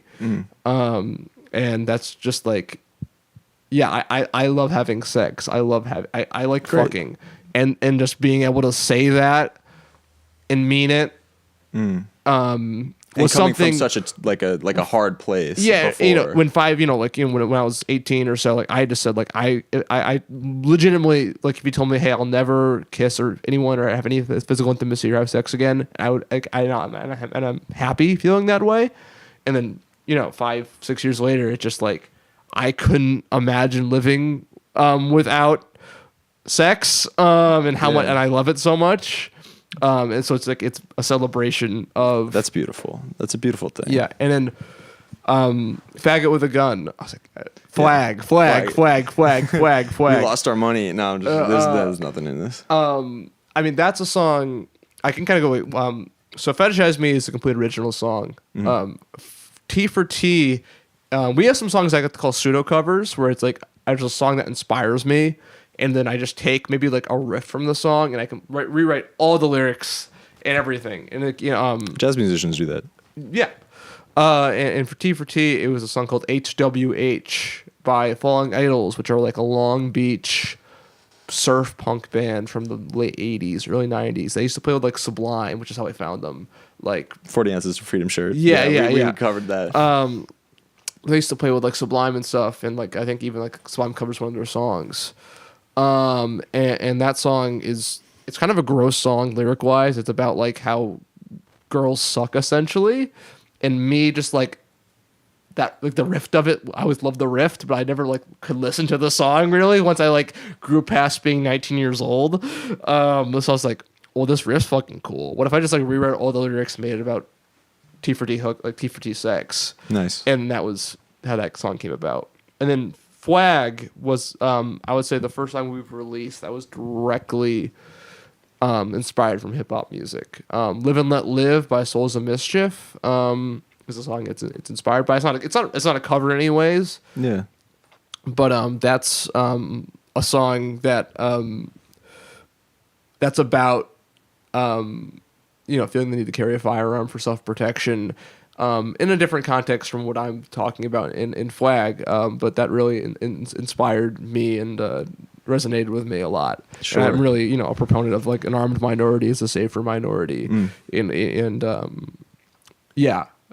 so that's kind of to the point where I'm happy and I love myself and I love my community and the identity I found and my desire to protect it. Yeah. And protect myself and those I care about, against people who wish to hurt me and us and people I care about through bigotry. Yeah.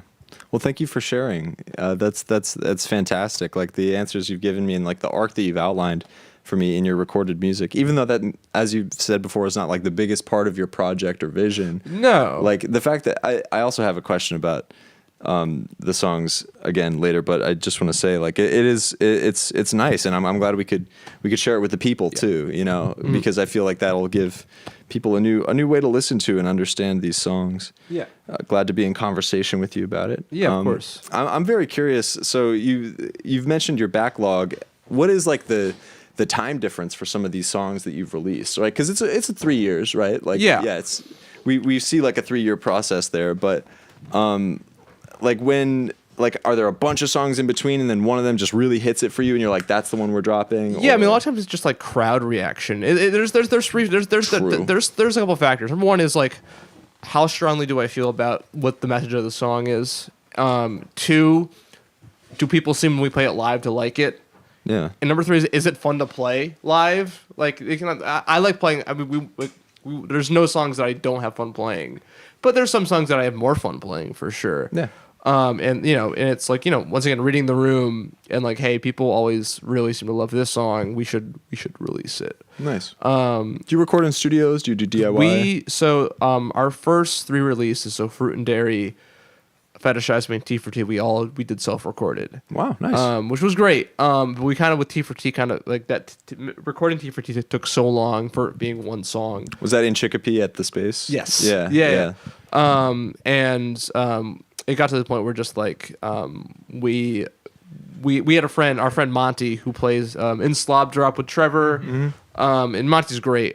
He has a home studio / like studio in this massive garage called 1357 Studios up in Greenfield. And we've known Monty forever. He's like a day one Film and Gender supporter, and he's also like someone who's seen us live, and I can look in the eye and say, I want us to like just is very understanding of the fact that we don't want to sound super polished in our recordings. We want to sound like we do live in our recordings. And also Monty's a drum guy, so he knows how to mic up drum kits, which is really nice, because that's like was always the hardest part about self-recording, was getting Brett's drums correctly, because we were just kind of like, why is it out of phase? Like, yeah. And like we were just recording off, we were using GarageBand on Brett's like 15-year-old MacBook. It was it was really like it was fun, but like it got to the point where like we have this resource and someone we trust, and someone who believes in us, and and like I'm really happy. Like working with Monty's a breeze, and we have our next 2 releases already recorded. One which will be coming out very soon, and the other which will be coming out probably later in the year. Nice. But we were also very purposeful with like we don't want to release. We're not releasing like we could release 2 or 3 full albums if we wanted to, but we get more enjoyment out of live shows, and recording that much music takes time. Yeah, and stick with the vision. You know? And also like if you release an album of 10 songs, people are only gonna focus or listen to maybe half of them. Depends on the album, right? Like, of course, some people like want to do this whole like orchestrated symphonic thing. Yeah, but for what we do, for the purpose, exactly, in the context of what Film and Gender is. And if you release 5 songs, people are gonna listen to 2 or 3 of them. So just like having this drip feed of music, not only matches like what we enjoy doing as far as like the shared like we enjoy we enjoy playing live way more than we enjoy recording. Not that we don't enjoy recording, but it's just something that. We'll pick a day in a shitty basement in Alston, 9 times out of 10 over being at any recording studio, no matter if it's as nice as Monty's in Greenfield. Yeah. But also like people like know these songs, and like we go to the shows and people just like know all the words, and that's obviously like. Yeah, coming just from live performances too. That's impressive. Yeah, and it's but like it's very endearing that people like and kind of, and also like our sets are so short. Where it's like we couldn't like we're just getting to the point now where like we have a full set list worth of music released.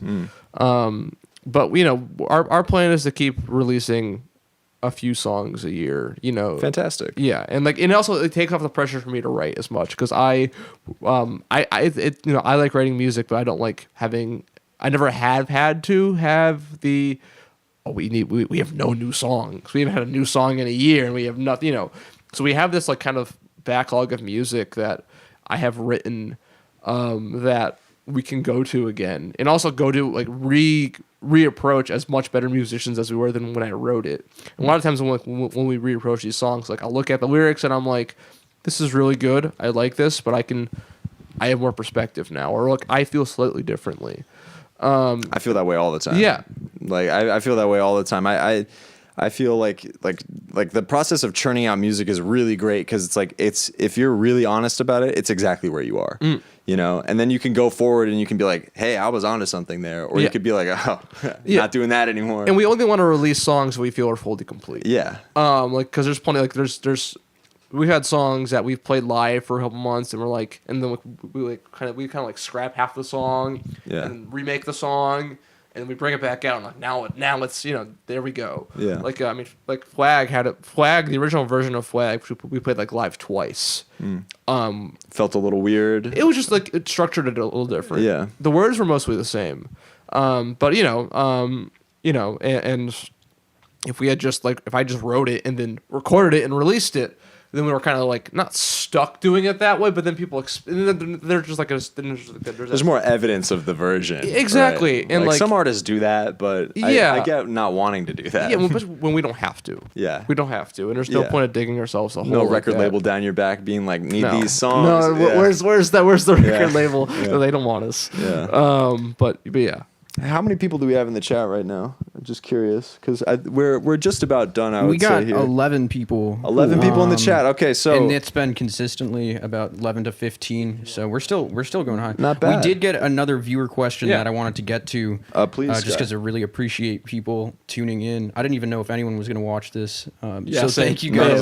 None of us did. Thank you for making this a reality for us. No, this has been really cool. Yeah. This is from Forgo. They say, what advice would you give to someone who is experiencing creative burnout / struggling to make music consistently? That's a great question. I wish I had a good answer. I wish I had a more like succinct answer in my head because it's not something I struggle with a ton in earnest. Lucky you. Yeah. Why don't you think you struggle with it then? Because I think I listen to I get a lot of my inspiration from listening to other music, and I think I'm really good at just like putting music on, like music that I don't, like just putting like on like a random shuffle of music, and not like songs that I know, just finding new artists and such. What's the best way to find new music? Put on. I mean, I mainly use Spotify, which I know isn't the best platform for a lot of reasons. But like, okay, like I'll start with like a song I like, and then just let it autoplay. Yeah. And sometimes I just listen. Sometimes it just gives me a bunch of fucking crap. I'm not gonna lie, but sometimes it's like okay, like something comes on, I'm like, oh, what's this? And then I dig into that, and it's just. I mean, that's how I find like the majority of the hip hop I'm into is just like cool. Putting on. I found Gravediggers because I was putting on main. I was listening to Main Source, and then I found them through there. And like, I mean, the first band I ever liked, but that wasn't like my parents' music choice, was going back to Sublime when I was 14, which is like the most 14-year-old white boy thing to do, is like, oh, so this is the coolest band ever, guys. I love Sublime. But from them, I found Falling Idols, which is like where T for T came from, and then from I found KRS-One from Sublime, because they have a song about KRS-One called KRS-One. Yeah. And then from KRS-One, I found Souls of Mischief, and I found from them Hieroglyphics, and it's just like this branch. And you stayed true to yourself, though. Some people have like a Sublime phase, and then they're just like, I would prefer it as if that never happened. I like some Sublime songs. I like some deep cuts. I mean, I love Robin the Hood, the second album. It's okay, it's a little more. It's like the black sheep of the original stuff. Nice. I'm trying to think. I like Freeway Time in LA County Jail. I think that's what it's called. Yeah. It's like an acoustic song on the second album. That's my favorite song. Sublime deep cuts for you. This is game. This is game. But like that's it's always kind of taking more inspiration, and like I think us being a two-piece, and also Brett being completely open-minded to like we're not like we're always going to be in the sphere of punk music, whatever that means as far as our sound, but like we're not really married to having a direct. I think like our signature sound is just our instrumentation and how like in my bass tone more so than it is in like a general, I guess, like traditional sense of like a sound of a band. Mm-hmm. Is there a textural? Say it again? Textural. Like I feel like the music has a lot of texture to it. Like the bass riffs that I hear on these tracks paired with the drums create like a really specific texture that's like super exciting. That's kind of what I feel like is the most like I don't know. It's one of the more like interesting and unique parts of what you're doing, and I can see how that could be really inspiring. Yeah, and I think like we have maybe like a wider canvas to what as to what to write about, and also I think it's just because like to give myself a little bit of credit because I'm not really good at doing that. Is just like I'm very like I like writing about. I get like the challenge of writing about a subject that is maybe like a little difficult to write about in like in the context of punk music, and like how limiting that can really be of just like 2-minute songs, 2 verses and a chorus, like, you know, is really fun. Like and like, It's fun. It's fun. Yeah. And like I think more traditional like 4-piece rock band in the rock sphere that's guitar, bass, drums, and vocals, that can be really like you're kind of putting yourself in a box. Like, you know, like I feel like because like that instrumentation is so I don't say it's played out because there's a lot of you can do a lot with it, but it's really easy to kind of blend in. It's kind of a pressure. Yeah. You know, to like it's like yes, you can do a lot, and yes, there is this like sky's the limit imagination thing, but that's a lot of pressure. I think like the best thing like for any band, like I think the like having a non-traditional, not saying like a bass and drum band is like super radical, no one's ever done it before, obviously not, but just having like a less traditional instrumentation factor, that's also easy. Yes, it can be. Yeah. As far as having a stripped of them, or like Hold Not to Worry, who's a great screamo band. Yeah. They have like 6, 7 members. It's like it's like chaos. It's great. Yeah. And you know, I think that's an inherent advantage for anyone willing to try to make it work. And also just like once again having a creative partner who is like number one great at what he does as far as playing drums, but also is just someone like there's not a song I couldn't write a song that Brett would be like I'm not playing that song. That's trust. Yeah. And it also it's like I mean it's you know like you know Brett's a cis guy, and him being very happy to play music that is incredibly queer and like homoerotic, etc., is like not something everyone would be comfortable doing, which is bullshit, of course. But like, you know, and I'm all, like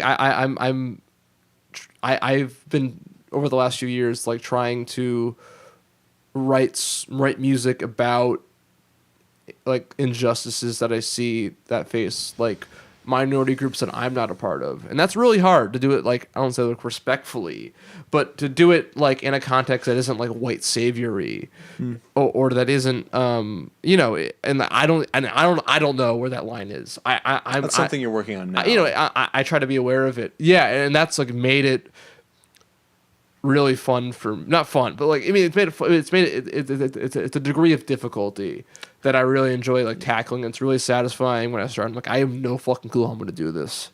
Nice. And then, you know, I get there and eventually we have this song where I'm like, this is really, I'm proud of this. And I feel like I did to the best of my ability a good job. And you solved the puzzle. Yeah. Like, it's a bit of problem solving. And like also like, you know, I don't know. I don't think I get really, touching back on something we said earlier, like if you're a straight cis person, that doesn't mean you can't write music about the struggles of queer people or of people of color or of people like you know of people who maybe aren't as financially well off as you, because like those pressures, they still exist, and like you know there's ways to acknowledge them and to write about them in a way that doesn't platform yourself as like being some fucking guru for like saying racism is bad, right? Or that it's like I'm the only one woke enough like trying to be God's yeah. wokest soldier. Yeah. Like you aren't. You're never going to be. But like you know, doesn't exist. Being willing to incorporate those just objective truths that like every institution that exists in this country, whether it's a federal one or a statewide one or even like a local DIY community one like a punk scene, is inherently a racist one, and that in a large part of way that like white people need to get the fuck out of the way in a lot of cases and use the platform that they've been given due to their white privilege to like platform to platform artists of color. I would argue that it's even important for people to speak about experiences in their art that aren't theirs, especially of like marginalized communities, just to offer. I mean, I think about the song "Why" by Chat Pile. I don't know, you guys know that track? Why? Yeah, I'm not familiar. Nick, can we pull up "Why"? But that's talking about homelessness, at least in the beginning, and it's just about like, why do people have to live outside? There's like a line where he's like, I could never do that. I'm watching these people push all of their stuff around in a shopping cart, and it horrifies me and it terrifies me. And I don't know. We could play an excerpt of that. You can turn up the volume. This shit is so heavy. I love this song.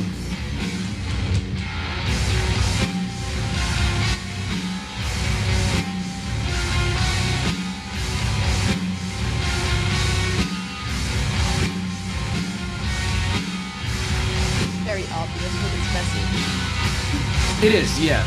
But I think it's so the angle that it's coming from to me is so unique, of just like, and speaking, I mean, directly to my experience of To live outside in the brutal heat. how painful it is to watch people suffer. People that are made to live outside. Why? Why do people have to live outside? There are buildings all around us with heat on and no one inside. Why? Fascinating. Good example. that's good. That's That's a great example. Nice. I'm not saying I bat 100, or, you know, but like I'm trying to do that in some way, the best of my ability, and I'm hoping just to get better at it, and to do it, you know, and like if anyone, I mean, like I really, I mean, if there's ever a lyric in a song that like when I'm talking about an experience that I don't have to face, that people take issue with, like I'd love to hear it. Like I'd love to hear if that, you know, if that criticism, you know, because like that's the only way I'm gonna know that feedback, you know, if what I'm saying like isn't my place to say, you know. Yeah. Have conversations. Yes. You mentioned your bass tone. Yes. Do you want to talk about, is that secret, or do you want to talk about how? No, I can. So going back to something I said earlier, like we were at first a Dead Milkmen cover band, and Dead Milkmen, their original songs, are really bass driven, and that the bass tone of their bass is Dave Blood, was like really. It sounded like kind of like it was very trebly, but also kind of like wet and spongy in a way that's really hard to explain. And it sounded like he was like like could we hear a little excerpt of it? Do you have a song that like puts that forward? Do Swordfish by the Dead Milkmen. That's probably a good. That's probably a good little. Oh no, there's an ad. But no, yeah, like this is kind of like we're cheap here. This is the jumping off point, I would say. Buy some T-shirts so we can afford a YouTube Premium for this. And speaking of T-shirts, we're gonna do a song quiz. Nick, you can crank that a little bit.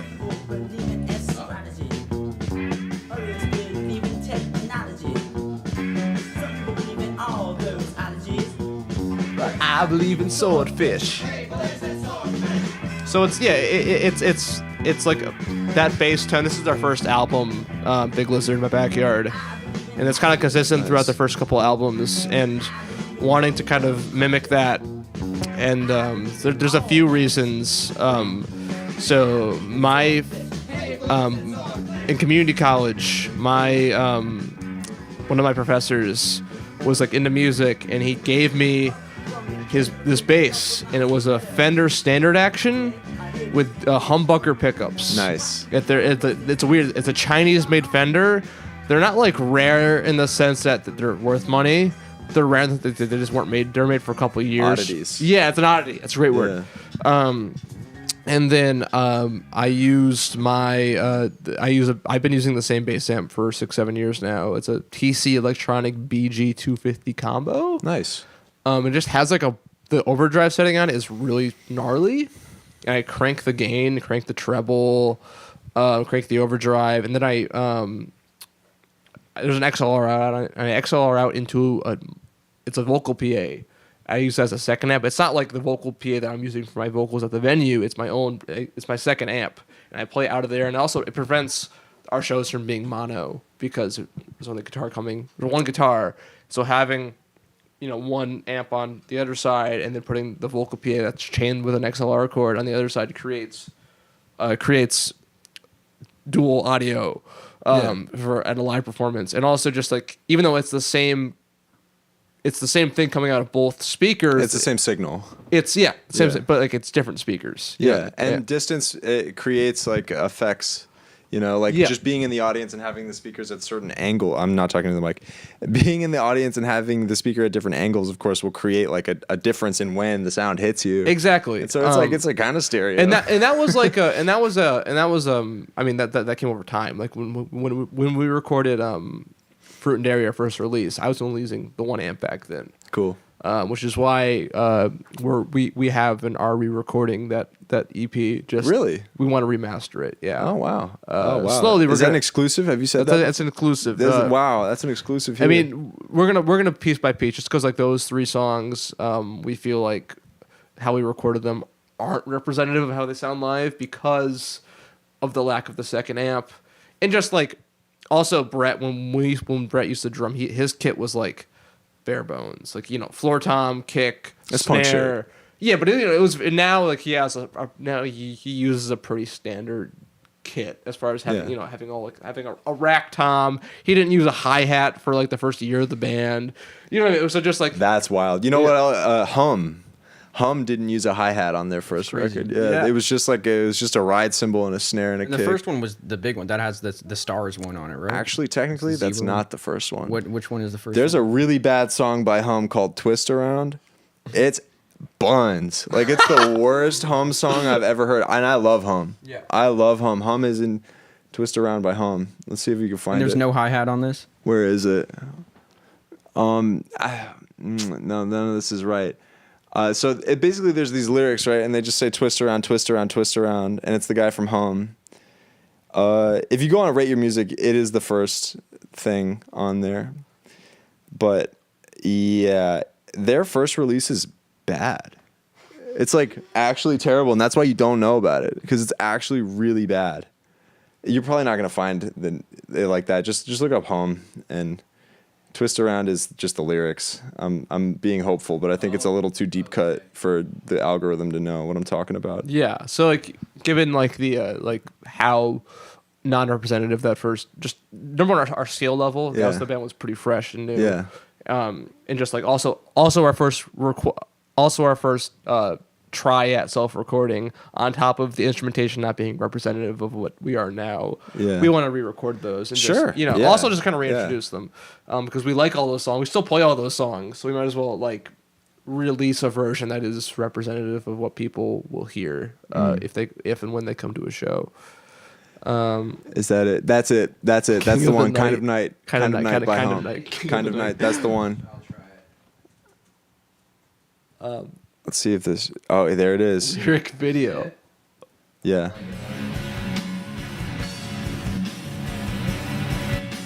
It's not that bad. Maybe I'm hating. I just love Hum.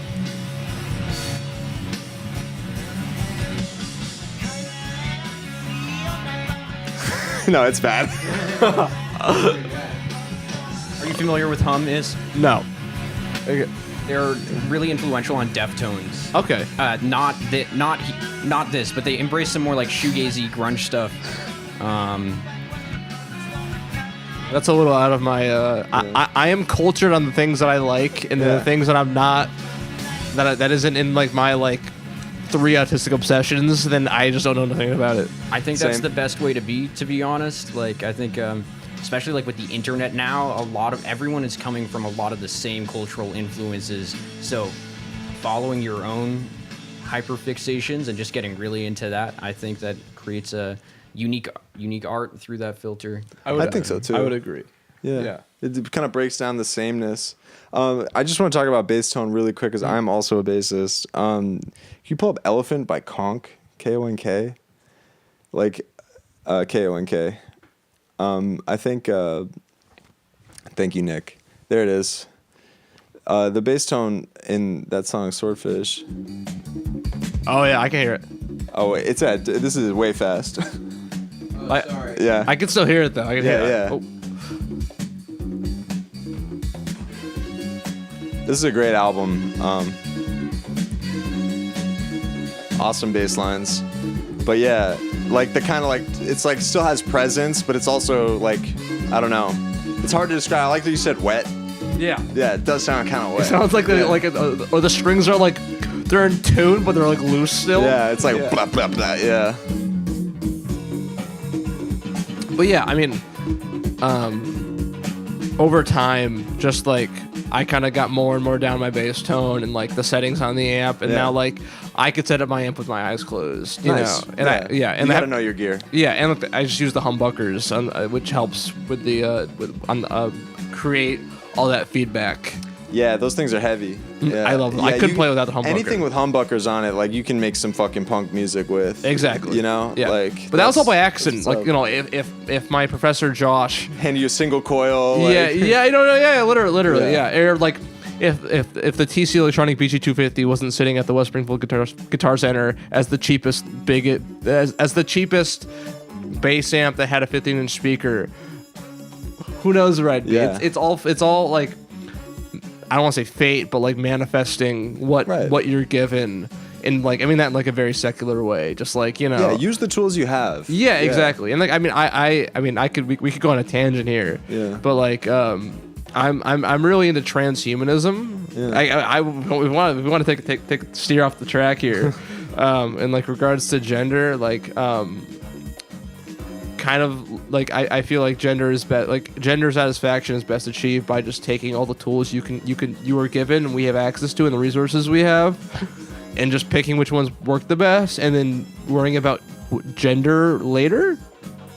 And like labeling. I mean like trying to like fit into like gender roles are all just kind of like classes, IRL like castes. Yeah, IRL like video game classes that we're like trying to like that we all like want to pick one, and like I feel like, you know, like there's archetypes that everyone kind of fits into, and like labels have their uses here and there, but you know, just seeing all the tools you have in self-expression, and also just like literal like hormone therapy, and saying, hey, like, you know, like if I take estrogen, I'll get boob and big butt, and I want those things. Or if I, if I take testosterone, my voice will get deeper, and you know, like the redistribution of body weight, and like, you know, it'd be easier to gain muscle mass and such. And I want that, like regardless of whether you identify as a man or a woman, or wish to, you know, transition your gender to something, or you know, you just want to be like a,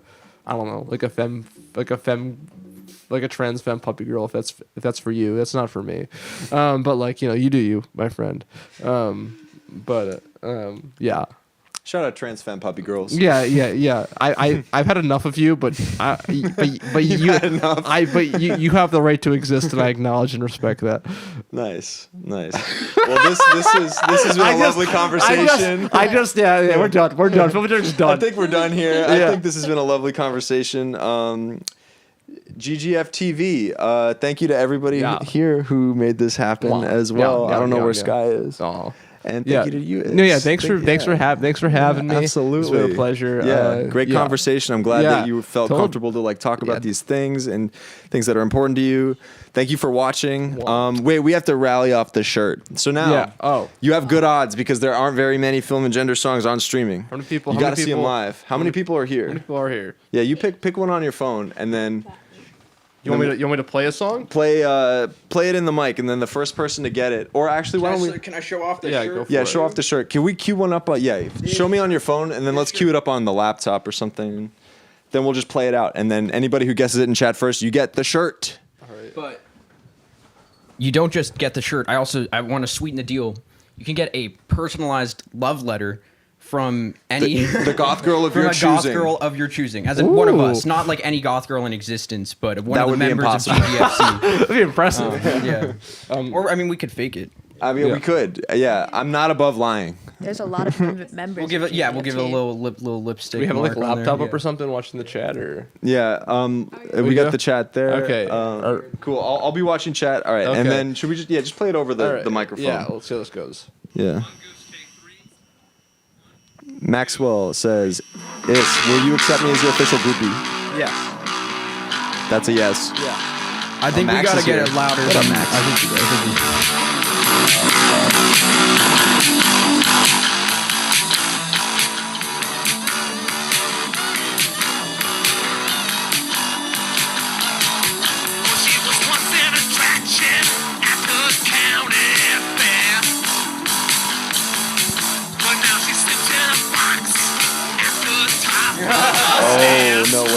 Yeah, so we're on delay.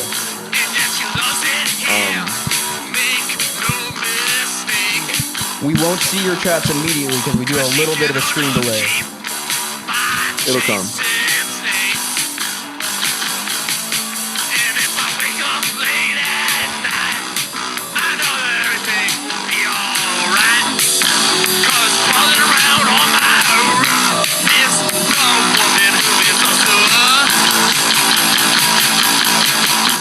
Probably should stop there. It's probably just, I was about to say the name of the song. Shazam it. Yeah, yeah. That's enough time to Shazam it. Let's see. Does anybody in the chat have the answer? There's If a not, delay. yeah. We can grab that then we'll screen wait delay. for it. Will you monitor it then? Yeah. The answer. So. I bumped the mic so hard. No, during that I scratched the mic against my pen. So sorry. So I like hopefully that'll be louder than. I think it might have picked up. Well, the first person to say gets the fucking shirt. Like, I mean, come on. Oh my god. Not asking for a lot. We're trying to give you a free shirt. Come on. Craziest giveaway. Yeah. That's a real AK. That's an AK-47 or something. That's an AK something. I don't know. Is it more than 47? Somebody said I need to listen to more. Yeah. Could you? Okay. Play it from 10 seconds. Yeah. Yeah. Anybody who Shazams this, we won't know, but God will. So. Yeah. There we go.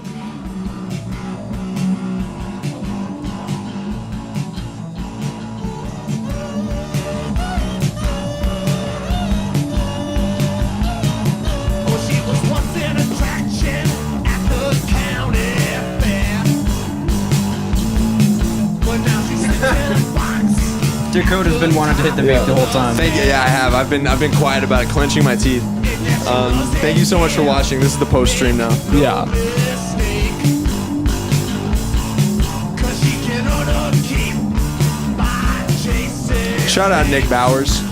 Shout out Nick Bowers. Nick, you want to come on camera? You want to show your face while we do this? You're not. Later on, yeah. Shout out Nick. Shout out Nick Bowers. Yeah, shout out Nick Bowers. Always.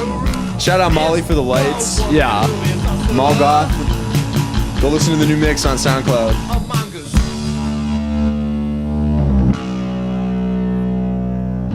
They're getting close. All right, so my someone got God, it right. Play the victory sound on the soundboard that we have. Wait. Da-da, da-da. You want...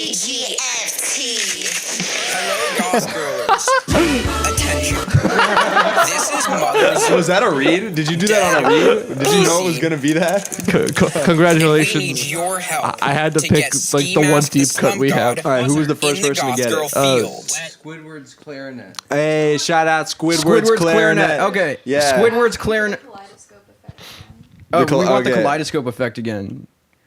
Yo, if we switch to Twitch, we can have like the viewers like earn. You know how on Twitch you can like earn the Oh, points, yeah, and then yeah, it's yeah. like Nick, do the kaleidoscope thing. Yeah. Would people like it on Twitch? Would people still watch if it was on Twitch? This is a question for the I don't viewers know. because I that's don't really know. where it's at. Yeah, that's a... Okay. Yeah, Squidward's clarinet, you're the winner. So Goth that's the Girl Final Field Fantasy Trip. VII win theme. If you want to play the rest, it's awesome. DM. Okay, Squidward's clarinet. DM at Goth Girl Field Trip on Instagram, Yeah, and you'll get a T-shirt. and you'll get a T-shirt and a letter. If you don't want that, that's chill too. Real clarinet. Send us a screenshot. Would it be Anyone can send a possible to play screenshot of your that. clarinet a little better? Oh, their own screenshot of okay. DM us on at Goth Girl Field Trip on Instagram, and anyone else listening, feel free to follow us. Or if that's too much, also like if you're on YouTube, you can probably just hit up the channel. Like, can you still send like? I'm not sure. That's all dating. our links are down That's there. dating. All the links are in the description. Or email us. Or at just hit up Goth Film Girl and Field Gender, Trip. and I can like Yeah, at the yeah. very least. Whatever Oh my your God, if we got channel like is. if we have 5 Squidward's clarinets hitting us They're up, all coming They're making burners It will, as we yeah. speak. Yeah, actually, yeah. Just like send a picture of your YouTube channel with 3 fingers in the picture. How do they find the list of calls? How do they find? Oh, how do they find the list of goth girls?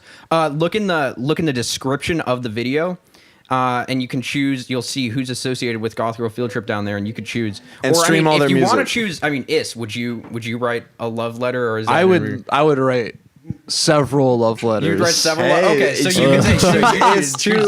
Yeah. Yeah, you can choose me. So I feel like that would be a fun gimmick if we do that every time. You're so handsome. You're so handsome. You're so good at guessing. You have such good ears.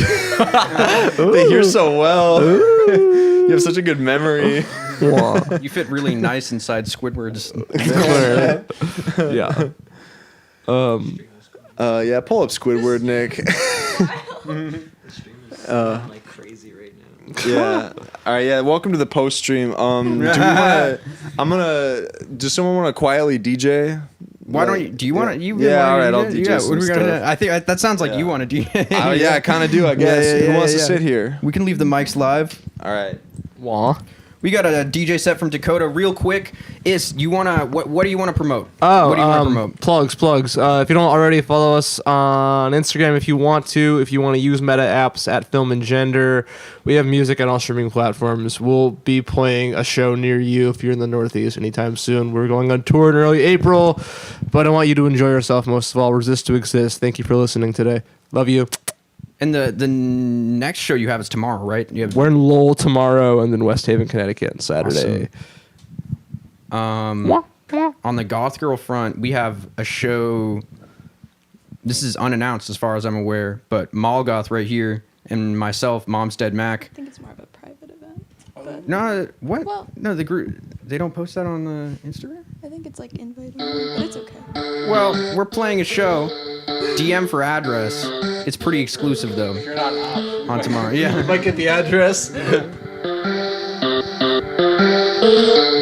then what else? Anyone else have stuff upcoming that we want to talk about?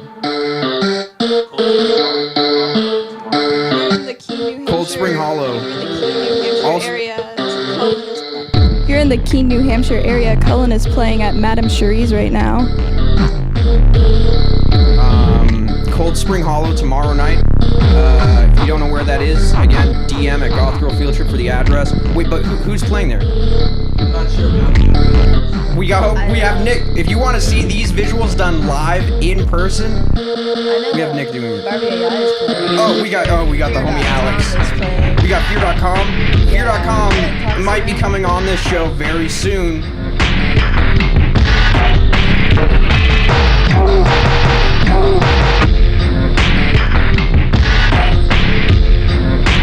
There's Harbingers coming up. Harbingers. Shout out Harbinger. I think that there's a Harbinger soon. Yeah, it's like, I feel like it's the week after next. Yeah.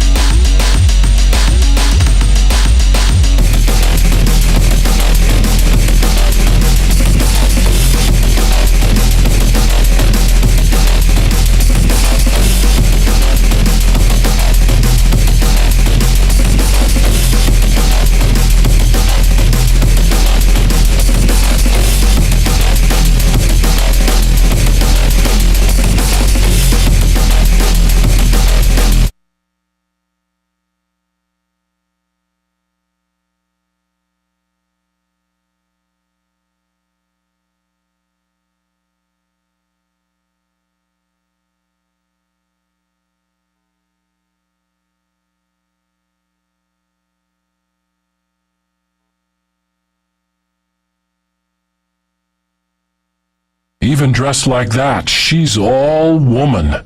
You see? Isn't there somewhere only a woman can...